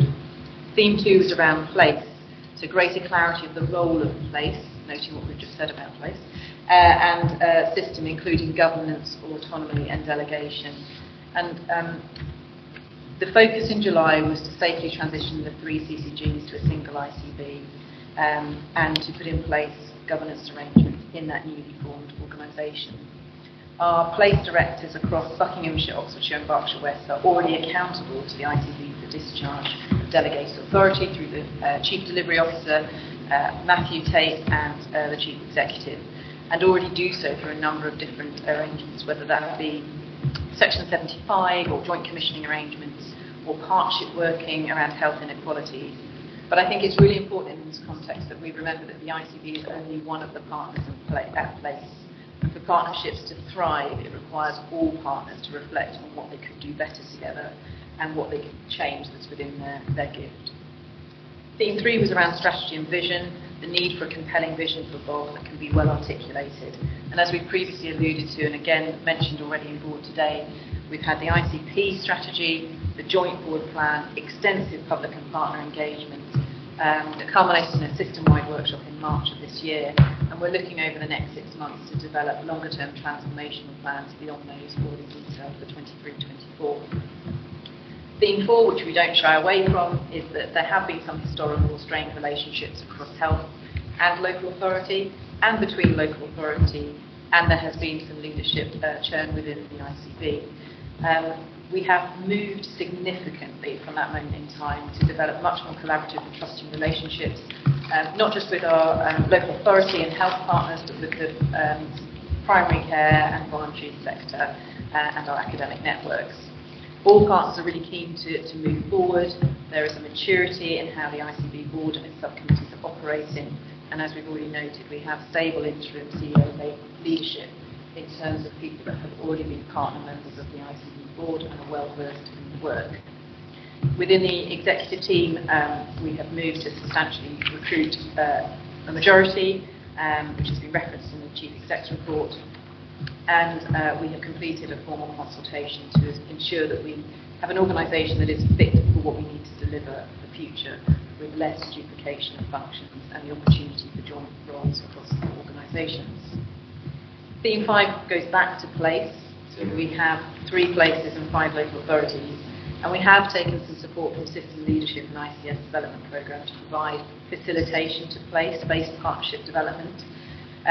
Important to learn about each other's organisations, share common purpose and ways of working, and that now has a much clearer structure that's been approached in a systematic manner. Theme 6 is around professional leadership. I think it's fair to say professional leadership in CCGs was traditionally quite medic heavy. At the time of the review, the joint board plan wasn't yet developed, and so there wasn't, if you like, that common vision for our professional partners to get behind. In 2021, NHSE produced the Clinical Care Professional Framework Leadership Guidance, and that really focused on that need for integrated decision making across pathways and networks. And we've made sure that we've embedded that, whether that's in our stroke networks, through our clinical advisory group, or through the joint board plan. Shared learning and collaboration, making sure that our clinical leaders and care leaders have appropriate resources, and often that is time. Access to leadership development, so we have opened up opportunities with the South East Leadership Academy, with Mike Farrer. We have worked with the King's Fund Building Collaborative Leadership Programme to ensure that cohorts across health and social care are able to access and be supported through it. And then finally, recruitment, but no less importantly, recruitment in terms of equity and that multidisciplinary recruitment. It's a key work stream within the people plan, and we're on track to deliver it. So in conclusion, whilst it was at a moment in time, we do welcome all the recommendations. It's given very valuable insights, and we have made immense progress. But important against all 6 of those themes, that progress is ongoing, it's iterative, and it's monitored through board committees, mainly through people and systems and place subcommittees. very happy to take any questions. A number of other exec directors have been involved in generating some of the responses to the progress. Thank you, Rachel. Very clear, and I think I'd just like to point out that actually it's quite brave to put ourselves forward up for that sort of scrutiny so early on in our development. And I know not all systems did that. So, you know, I just want to sort of highlight the approach we have, which is pretty open and wanting really to work with our system partners, because we know this, can't deliver on our 4 pillars of our 4 priorities if we don't. So I think that's great that you've come back to us and sort of describe the recommendations, and it shows we're a learning organisation, which is really important from a cultural point of view. So can I invite, please, any thoughts or questions on that piece of work? Yes, Neil. Hello, Neil McDonald, Chief Executive of Healthcare. I mean, it's, as you said, Rachel, a point in time, and there's a huge amount, when you list all the actions, there's a huge amount of the progress in quite a small amount of time, really, when you look at it. I guess you've got some very senior people looking at the review team who did a lot of work with a large number of people, which must have left a rich trove of information. And I guess just my challenge would be, how do we, or how do you wind this into the board, executive, and then organisational development plan, so there's a coherent story about coming back to these 6 recommendations that the board is developing in a way that gives it the skills to deliver those. It's not really a question, more of a challenge, I guess, to think about in the future. Yeah, and I think that's an absolutely fair challenge, and I think the most appropriate place is through that committee in terms of making sure we are making progress against all of that. I think just to note, the reason it's taken time to come to board is we wanted to make sure that we fed back to the people that have participated in the review. So, for example, there was a factual accuracy check with chief executives. There was feedback sessions with political leaders. There was feedback sessions with the clinical and care professionals that are inputted, because we wanted to make sure that recommendations, but also the actions that have been taken, filtered through all parts of our system. Margaret. Thank you, Margaret Batty, Non-Exec Director. Yeah, thanks for sharing this, Rachel. Seems like another world when this first came about, actually, and to see how much change has happened. I was just a little bit following on from Neil's point there about what comes next. I just want about sharing this, presumably it's been shared with the NHS regional team, because I think it really adds layers to their report, with some really good recommendations. And stress testing going forward, the progress with local authorities, I think that was always a difficult one for us to grasp. Just testing the relationships going forward to make sure they're not disenfranchised. And the GPs as well, because that came out in this paper, they're not thought of as leaders, they were previously, not now. Just how we check in with those relationships. You mentioned various groupings. But one question and one thought. On the place director's authority, which comes through here, that they don't feel they have authority, they're navigating really difficult, complex relationships within their places. And I think we met them all at a month ago, and that came through in conversation. What can we do to support them to make sure they do have the authority and the respect and the breadth of authority? And a plea, actually, is for the 2 provider collaboratives. I just wonder if that would make a good session for board development at some point, because I'd love to hear from them. Thank you.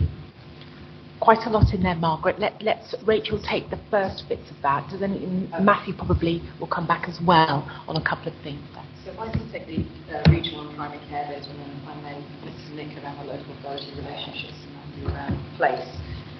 So I think just really important in terms of primary care, they have had to undergo a significant change. They sat on the governing body of the clinical functioning group, so the clinical chairs, they were in positions of authority and decision making. Their voice is no less valuable now. They are just not in formal positions of authority or decision making, but actually their wealth of experience is highly valued by the ICB. We have a GP leadership group across our system that is formed of both LMC members, primary care network clinical directors that are heavily involved in working with the ICB in terms of that strategic direction piece, and also assist as representatives on the key programs of work, for example, Urgent Emergency Care System Board. So I think it's really important that whilst people may not have a formal title and authority, that is no reason at all why they can't influence the agenda within the ICB, and the report will show it for you. Do you want Matthew to just take the provider Yeah, so I think the report demonstrates the progress we've made in some of that place development agenda, Margaret. But I do think in terms of how we move it forward, it's really important that the geographical partnerships really drive the empowerment of partnership work in our different geographies. So I think we need to be careful how much we invest in and describe it as a role and empowering the role. The whole reason we have place directors in place is to work and support the geographical partnerships we have in place and how they work together.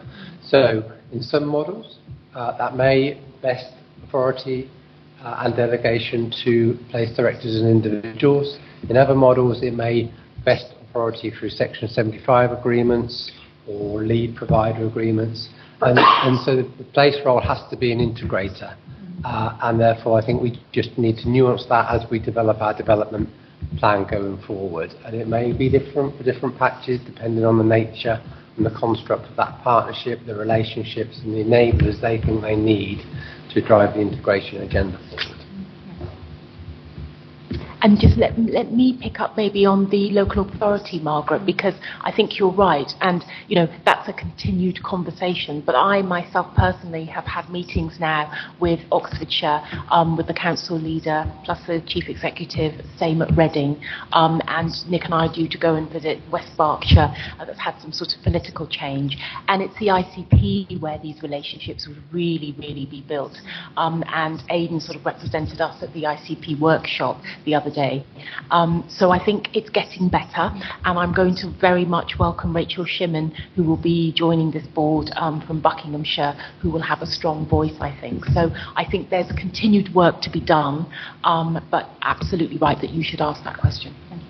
Thank you. And then I think Rachel had a question. And actually it sort of builds on what we've been talking about, Tim. So just to illustrate some examples of where, through this review, we've been able to bring to life some changes. So picking up on what we were saying about social care, with our community of practice we've built, bringing together the chief nurses, directors of adult and children's services across the system, we've prioritised some things to focus on. So, for example, with our social care workforce, we're creating advanced nursing practice and non-medical prescribing roles that previously, without those relationships across health and social care, it would have been really difficult for them to have had the numbers of clinical leaders that could have supported that in practice. And I think just reflecting what Matthew was saying about the geography, looking at where are our care homes with the greatest need that need that advanced practice, that non-medical prescribing to avoid unnecessary admissions, to grow that practice. So a real example of how we've created a community of advanced practice and support for nurses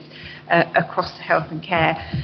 It is in the report, but I think just to highlight, we've been really instrumental in creating some exciting roles. So we've got a chief AHP recognising the value that our allied to health care professions add to creating system transformation. So working alongside our providers and our partners in local authority, we've appointed a chief nursing information officer, again recognising the potential that digital transformation plays within the clinical space. So again, something that's quite creative. And again, just adding what we were hearing about primary care, we're about to appoint a lead general practice nursing role, again recognising the numbers of nurses that we've got within our communities in primary care that haven't had that professional leadership across the system. I think one of the last successes that I think I'm really proud of is our student nurses, AHPs and midwives. So again, a huge community of practice, and now on a monthly basis connecting with the chief nurses and directors of adults and children's services to tell us how it feels to be working in their early careers within our health and care practice, so that we can really support them with the help they need to grow, flourish, and more importantly, stay within our system. So I think the work that Rachel spearheaded has given us a real opportunity to do some really exciting things across the system. Thank you, Rachel. Nick. Just quickly, Rachel, do we know what further support the leading integration is for programme might be able to offer us? and in particular whether there might be any benefit in coming back and take another peer review to see how we compare now to back when this was taken. Yeah, certainly.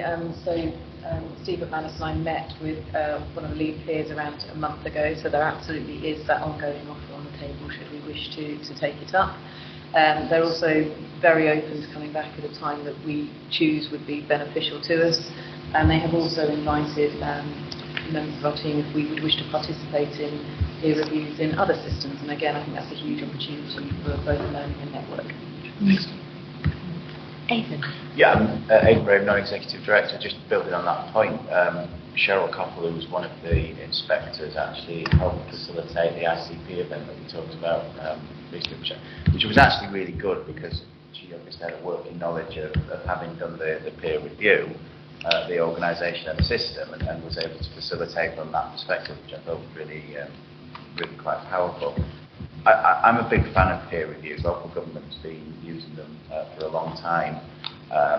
They are really effective in terms of giving a message back to an organisation and to a system that's not from an inspector, and there is a difference because it's from your peers. It communicates slightly differently, no less powerfully, and as with this one, quite often, there are no punches pulled in terms of the message, and I think that's really helpful. But it's coming from somebody who's walking in your shoes, and I think the power of that is really quite impressive. And I mean, just to echo Rachel's point, I really encourage execs and non-execs, if you get the opportunity to do one, because you'll learn something from somewhere else as well. And I know it's, we never have enough time, of course we don't, but in terms of the value of actually seeing another organisation, being able to help it, but then bringing back to your own patch and learning, which you always will from that other organisation or system, is hugely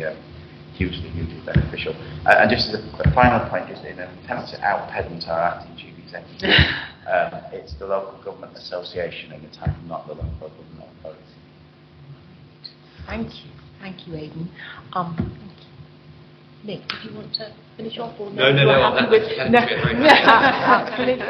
Excellent. And Rachel, thank you for that item. I think a good conversation, and I'm very interested in this learning again, and maybe we need to listen to what Aidan said in terms of sort of taking up some opportunities, I think, to go into other systems as well and get this cross-fertilisation. So thank you, colleagues, for that discussion, and thank you, Rachel, for driving that and opening this up to that sort of scrutiny, and we will look forward to it happening again at the right time. Thank you. Moving us on then to talk about more ICB type work, and I'm going to ask the non-exec directors to help us with this as we just go through some Board Assurance Committee updates, and this gives everybody on the board a sense of to ensure that the subcommittees are receiving the sorts of information and assurance that we need in a sense of their delivery of delegated functions. So I'm going to pounce on shall I ask Margaret to start, maybe with population health and patient experience? Thank you. Is that the first one, or have I gone? Deviation from the agenda. I'm sorry. I am so sorry. Only because Saki isn't with us, and we're not quite sure. So Aidan's going to cover that first. Do you want to start then? I'm happy to. Well, I was hoping actually Margaret might. Time to think about it. I was actually at the meeting, so happy to fill in Aidan Rape, Non-Executive Director. I mean, there's nothing to alert, as you can see from the paper.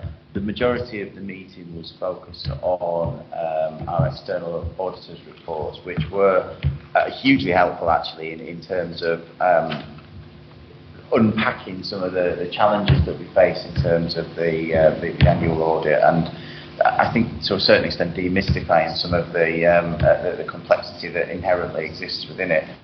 And I mean, that was a substantial part of the agenda, actually, and I think took up most of it in the end. There were a few other areas that we touched on. You can see there. I won't repeat them from the paper that's in front of you. And we also had quite a useful discussion on the annual review, which I think I submitted Yes. There is Yes. an annual Yes. report. The Yeah. next item, Yeah. of course it is. Yeah. So that again, I think was helpful in terms of flowing on from the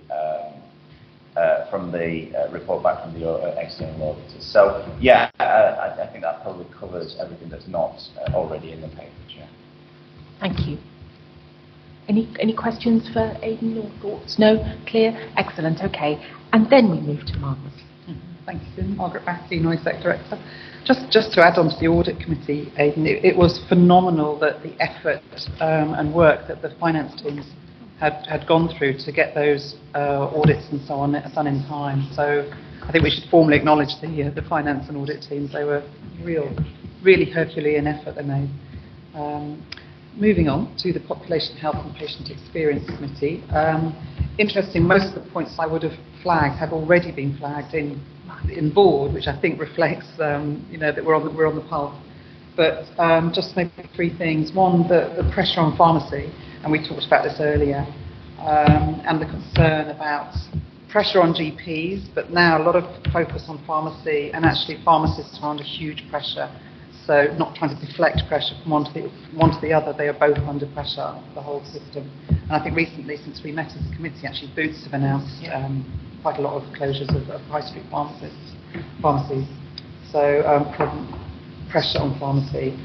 Second, on the quality assurance framework, just to flag, Rachel, you mentioned it earlier, and that really is a huge piece of work that committee asked for a few months ago, that we wanted to see greater assurance and we wanted to have a framework in place.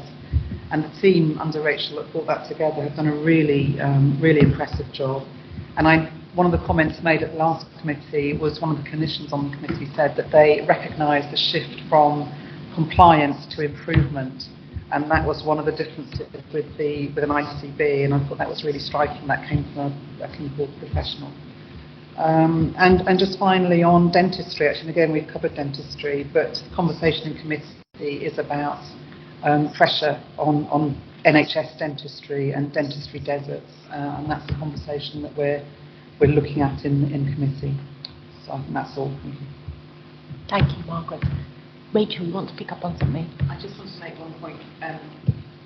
Margaret references in the report that we obviously with the clinical programs and do deep dives. I just wanted the board to note we were contacted by the National Stroke Advisor, NHS England, and the clinical lead for established stroke networks to commend Bob on our delivery of mechanical thrombectomy of greater than 10%. So for those patients that have had strokes, it's associated with a much better functional outcome within 90 days of the stroke.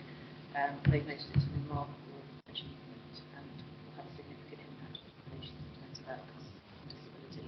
So I just wanted to include it for the people brought in through population health. Excellent. Thank you. Thank you for that. Really encouraging. Thank you. Should we move on to system productivity? Yeah, fine. Tim, Thanks, Tim. thank you. Tim Nolan, Non-Exec Director. So I think you all have a chance to hopefully see the report in the red and the green. The red area is covered very much by what Kate's already said, and the finance report earlier, that we're obviously slightly behind, we are behind plan, and we've still got to get that reassurance that we can get back onto plan, in paraphrasing, and we'll learn more in the coming months, obviously. We also referenced earlier the IECG, which is the Efficiency Collaboration Group, which has now got up and running, which is good, chaired by one of the Trust CFOs, and key point this year is we've supported it with some resource, which I think is important, and that's also referred to in the regional report that we referenced earlier, that we're actually putting some oomph behind it, so to speak, which I think is critical if we're going to deliver any of this. Having said that, we've still got out of the gate a little bit slower than we would have liked to date, so that's why it's in amber. We then had a bit of a chat in our annual review around terms of reference, which I think Catherine's going to talk in the next item anyway, and we referenced earlier that yourself, Nick and Catherine are going to review that more thoroughly in October. So we had some thoughts again about the scope of our own committee. And then last but by no means least, in the areas where we were positively assured, continuing the IT performance of Bob continues to be good, and this is not only our own internal IT for the 300 odd people we have employed, we obviously support a lot of the network out with Bob itself, so out with the ICB, and we've got we're continuing to meet all our SLAs, and while inevitably the odd little glitch, we are addressing them quickly and effectively and efficiently, so that's very positive. And last but by no means least, looking forward in the digital space, we've got an update from Ross and the guys again, and the key digital priorities for the system are on track.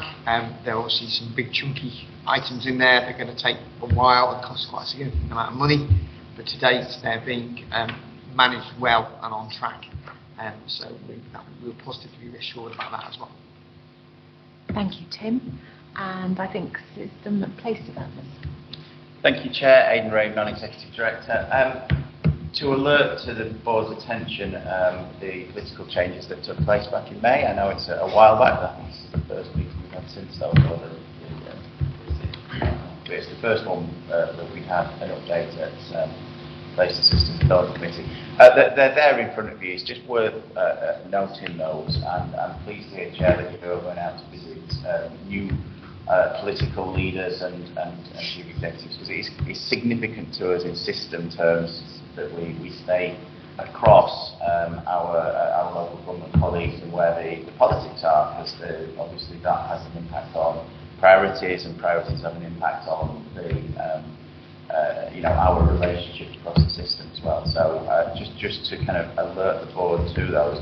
The main bulk of our agenda for the June meeting was two actually presentations on provider collaboratives, one for the Cube sector, one for the community and mental health sector, both excellent, and I think you mentioned earlier that it would be helpful for the board to get some update on provider collaboratives. I think that I echo that provider collaboratives are really, I think, growing in stature considerably. They, I think, offer an opportunity for us to really think radically and differently about how we design, develop and deliver services, and how we engage with the not only the providers of those services but the receivers too. And I think that was a fairly constant tone of the presentations that we received.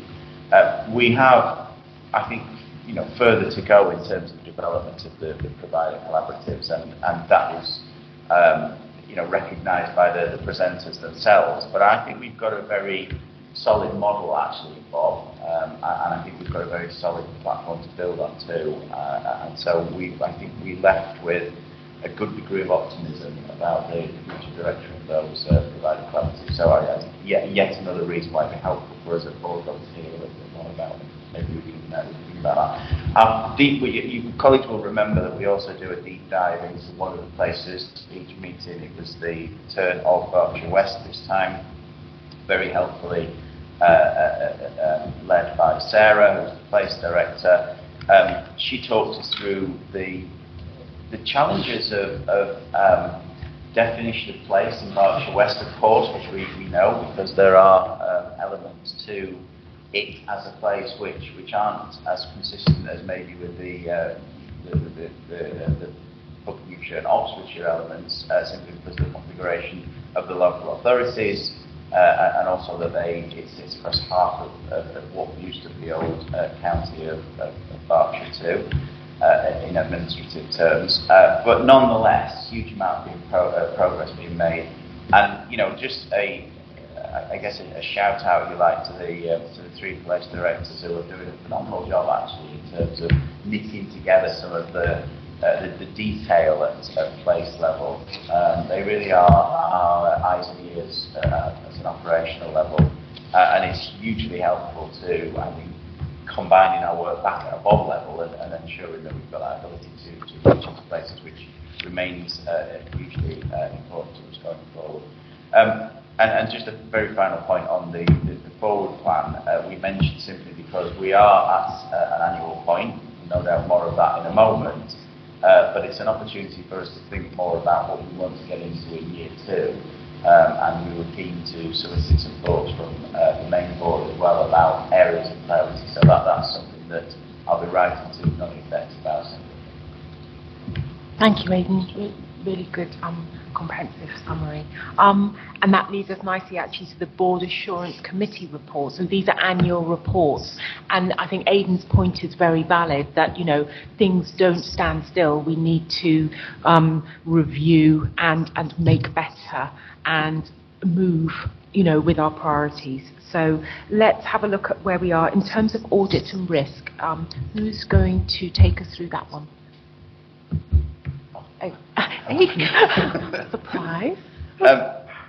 Sorry, this is going to be rather winging it and asking you to read the report as it's submitted, but we did have a conversation about this and certainly committed some of the thoughts to the annual report at the meeting that I mentioned.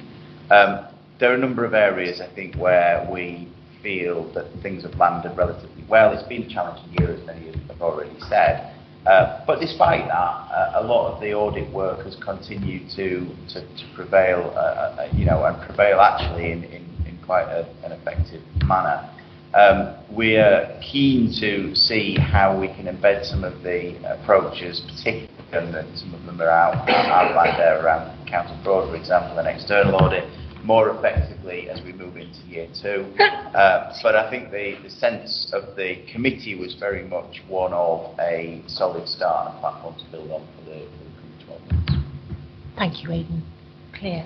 And moving on, Margaret, the population health and patient experience annual review.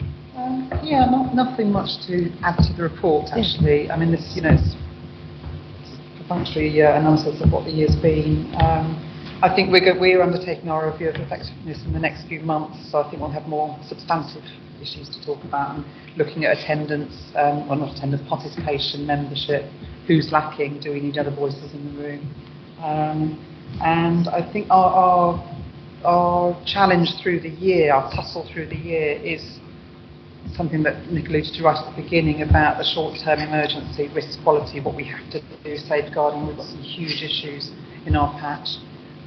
First, trying to look at the longer-term inequality population health. And I think we've kind of found a middle way, which is interesting as the year's gone on, in that fusion and integration of the inequalities agenda into all of the other items, so the clinical and the quality, looking at maternity, the deep dives and so on. So I think we're finding our way. And again, I think if we look back to where we started, we're in a much stronger, firmer position, knowing each other, knowing the issues that we're dealing with, what our role is. But huge challenges ahead, and I think as a committee we've taken on new issues. So we've got POD, you know, primary pharmacy, optometry, and dental services.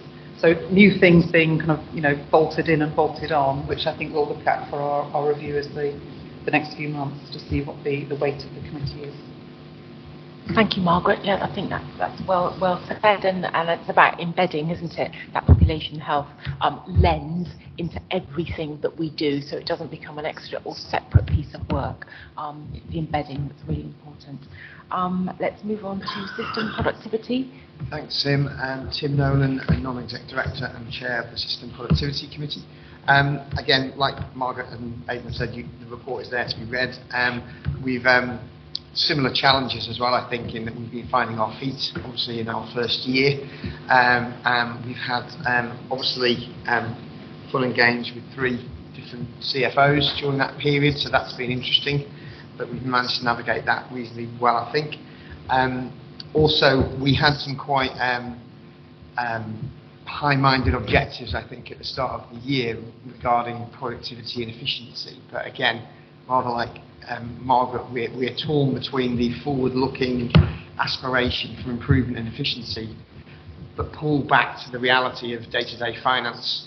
And as we know, last year was a challenging year, so we ended up having 6 meetings up till March. We've now had, I think, 8 in total already, and we've learned as we've gone, and we've been firefighting, I think, as much as being able to lift our head up. So again, well, as Margaret said, one of our challenges now is how do we balance the day-to-day by looking forward, working more with the AHSN, for example, the efficiency programme that we've talked about. So there's lots of exciting prospects, but how it manifests itself is still to be agreed. we talked about terms of reference and making sure that we're not stepping on Margaret's committee's toes as well, because efficiency and quality, there's quite an overlap. We need to make sure that we stick to our part of it and don't duplicate work, which isn't good for anybody. So I think a solid start, but we can do better, must do better, and I'm sure we shall. Thank you, Tim. Excellent. System and place development. Last one, Aidan. Thanks, Chair. I'm just smiling because it sounds like every school report I ever got. Reasonable start, must do better. A similar message really for system and place development. What we really tried to do this year is take a high-level view of system and place and do that quite systematically. And we've done that, I think, very effectively. We have focused on the sectors, particularly within the system, and we've also, as you heard a moment or two ago, focused on some deep dives. There's a very strong sense within the committee that our desire in year 2 is to drill further into those areas now. I think particularly the places, which we've got the capacity to do, and we're starting to move towards that position already.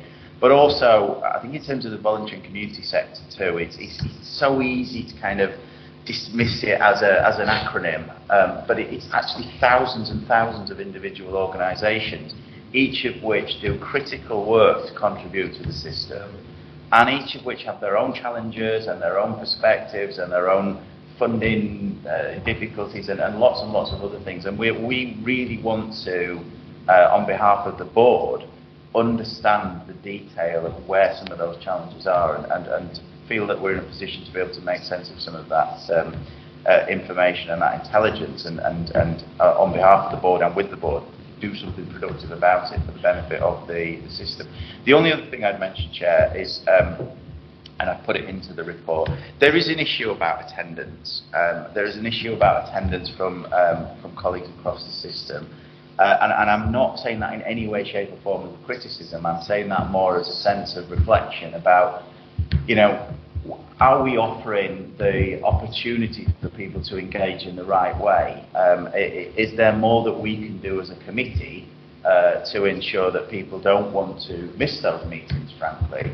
And is there something that we can do with the agenda to make it more relevant and therefore more attractive, recognising that people have extremely precious time? Hence my point a moment or two ago, Chair, about understanding from the board what they want to see within the Place and System Development Committee meetings.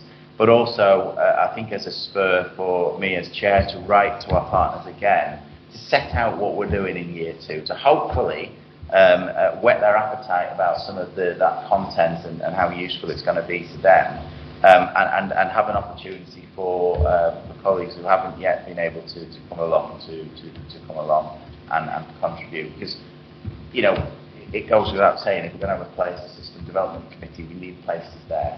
So I say that, as I say, not in any way, shape or form of criticism, more as a kind of sense of, right, here's a challenge, let's see what we can do to move it. Thank you, Aidan. I think that's a fine challenge. I had attendance written down as a point. So, and I think it is incumbent upon chairs and us as a governance team to have a look at the agendas. Are they whetting the appetite of our system partners? And, is it worth their while to come? Because actually, time is so precious. So we have to keep asking them, what is it that will make you come forward? So I think that's great. We'll include that in the governance review as we go forward. What are our partners looking for? What will make it easier? Can we come up with the meeting date earlier? What do you need from us in order to attend? So really well-made point. Thank you, Aidan. Kassam. Yes, can I just come in, because I think the annual reports are all incredibly useful for feeding into the governance and partnership review. And I think it's also just about stepping back about why did we set up the committees that we set up. We deliberately did it around the core aims of the ICS to be providing assurance, and they are committees of our board, that we are focused on those, and the work that we're doing is delivering those. So that's what's come through from everyone, is that balance with the operational day-to-day, and we've all got to collectively support each other, not for the committees, not to delve into the operational detail, but to get assurance that is being picked up and managed. I think we've got work to do about how we get assurance on some of those things from our partners, so we don't need to do it again, because again, that's part of our role. And the bit about attendance and membership, again, is very much linked into the governance and partnership review, which is about how are we involving and engaging our partners in the way in which we do work, which is different from saying they always have to have seats at different tables. It's about, when you do a piece of work, can we demonstrate to you that we've talked widely with the BCSE, we've engaged widely with our patients and community, there's a massive amount of clinical leadership in it, and I think we get a bit into everybody's got to be represented around the table rather than stepping back, what's this for, who needs to be here, and how do we make it interesting so they're here. And those are the kind of questions we want to get into in the governance and partnership review. Thank you, Catherine. Useful. Any other comments from colleagues? Margaret? Just a brief one. I think the correlation between the engagement strategy with our partners and governance is interesting, because governance isn't everyone's cup of tea, let's face it. So, you know, I think it's really interesting that the GPs are finding other more pertinent ways to be involved. We need people around the table. We do need people around the table to assure good governance. But actually, I think that conversation about when and where and who and what do they want and what furthers their vision and mission and so on, as well as ours. I mean, the two are linked, but I think that's conversation to be had. Yes, definitely. Thank you. Any other comments? I hope members found that useful. Delve in, continuous learning, continuous movement forward, and until we get to the grain of what we're about. So thank you, colleagues, and thank you, non-exec directors, for bringing that work forward. We're moving on to a final item now, so the board forward plan. I think, Catherine, you're going to take us through this and look at any plans for some subjects going forward and any changes, and suggest any highlights or highlight anything that we want to add perhaps to that list. So just a reminder, we have this on for information at every board. It's the forward plan for those items we're currently expecting to bring to each of the meetings in public. Like many of our documents, this is a live version behind the scenes, which won't look quite like that. So I already have an update. Primary care strategy will not be coming in September. It will be towards the end of the financial year.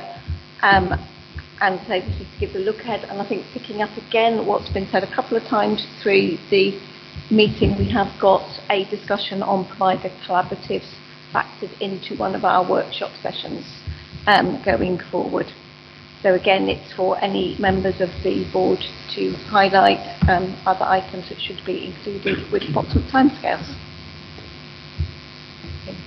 Oh, Tim, yes. Thanks, Catherine. It's really useful to see this, obviously, to get a sense of where we're going and what we're approaching. The one that sort of leapt off the page to me, and I should have called you about it in advance, apologies, is capital and estates, because it's a biggie.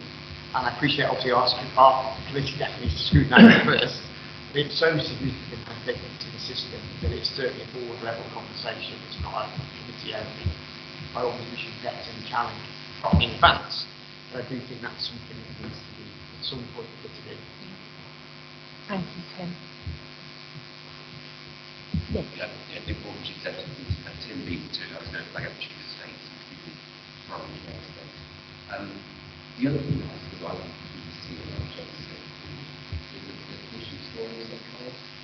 To reground the work we're doing in terms of what we need for our population and people use our services. Yeah, well, there's lots of boards start with a patient story to open, to ground the board in reminding us, exactly what it is we're meant to be doing. So.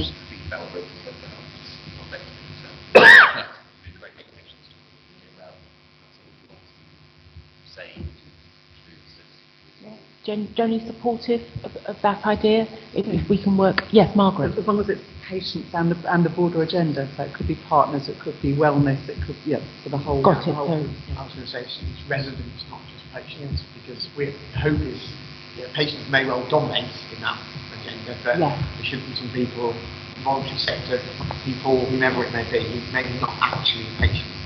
So maybe we want to call it resident story. And then that way we can include patients or whoever they may be. But let us, the executive, take that away and work on what that might look like. But yes, well said. Thank you. Any other thoughts at this stage? Questions for Catherine? Anything missing? Catherine, just one. Where's the date for the green plan? Did we put? Is there? Oh, I tick. I haven't agreed that with so sometimes, so that's a good point. Sometimes there is an item on there because it's been flagged it needs to come, but we haven't yet agreed the date. Okay, great, thank you. Any other questions, thoughts, observations, reflections, worries? And the list goes on. Good, excellent, I'm so pleased. So any other business at all? Anything that hasn't been mentioned that you feel we should talk about at this particular meeting, or anything that we've missed? No? Excellent, colleagues. So I'm actually ending this meeting, I'll have you see, slightly early. So I just want to thank colleagues for presenting their information in a clear and sort of timely manner. But also giving us, I hope you feel we've had enough discussion time on the crucial aspects of things. So thank you, colleagues. Thank you all for work, commitment, and please go back to the teams. And on behalf of this board, give them recognition and thanks for the continued work and effort they continuously put in, especially given the circumstances at the moment. It is not easy. So again, please send thanks on behalf of the board back to the teams. Thank you. Oh, next meeting. When's the next meeting, Catherine? September. So please come back and join us in September. Thank you.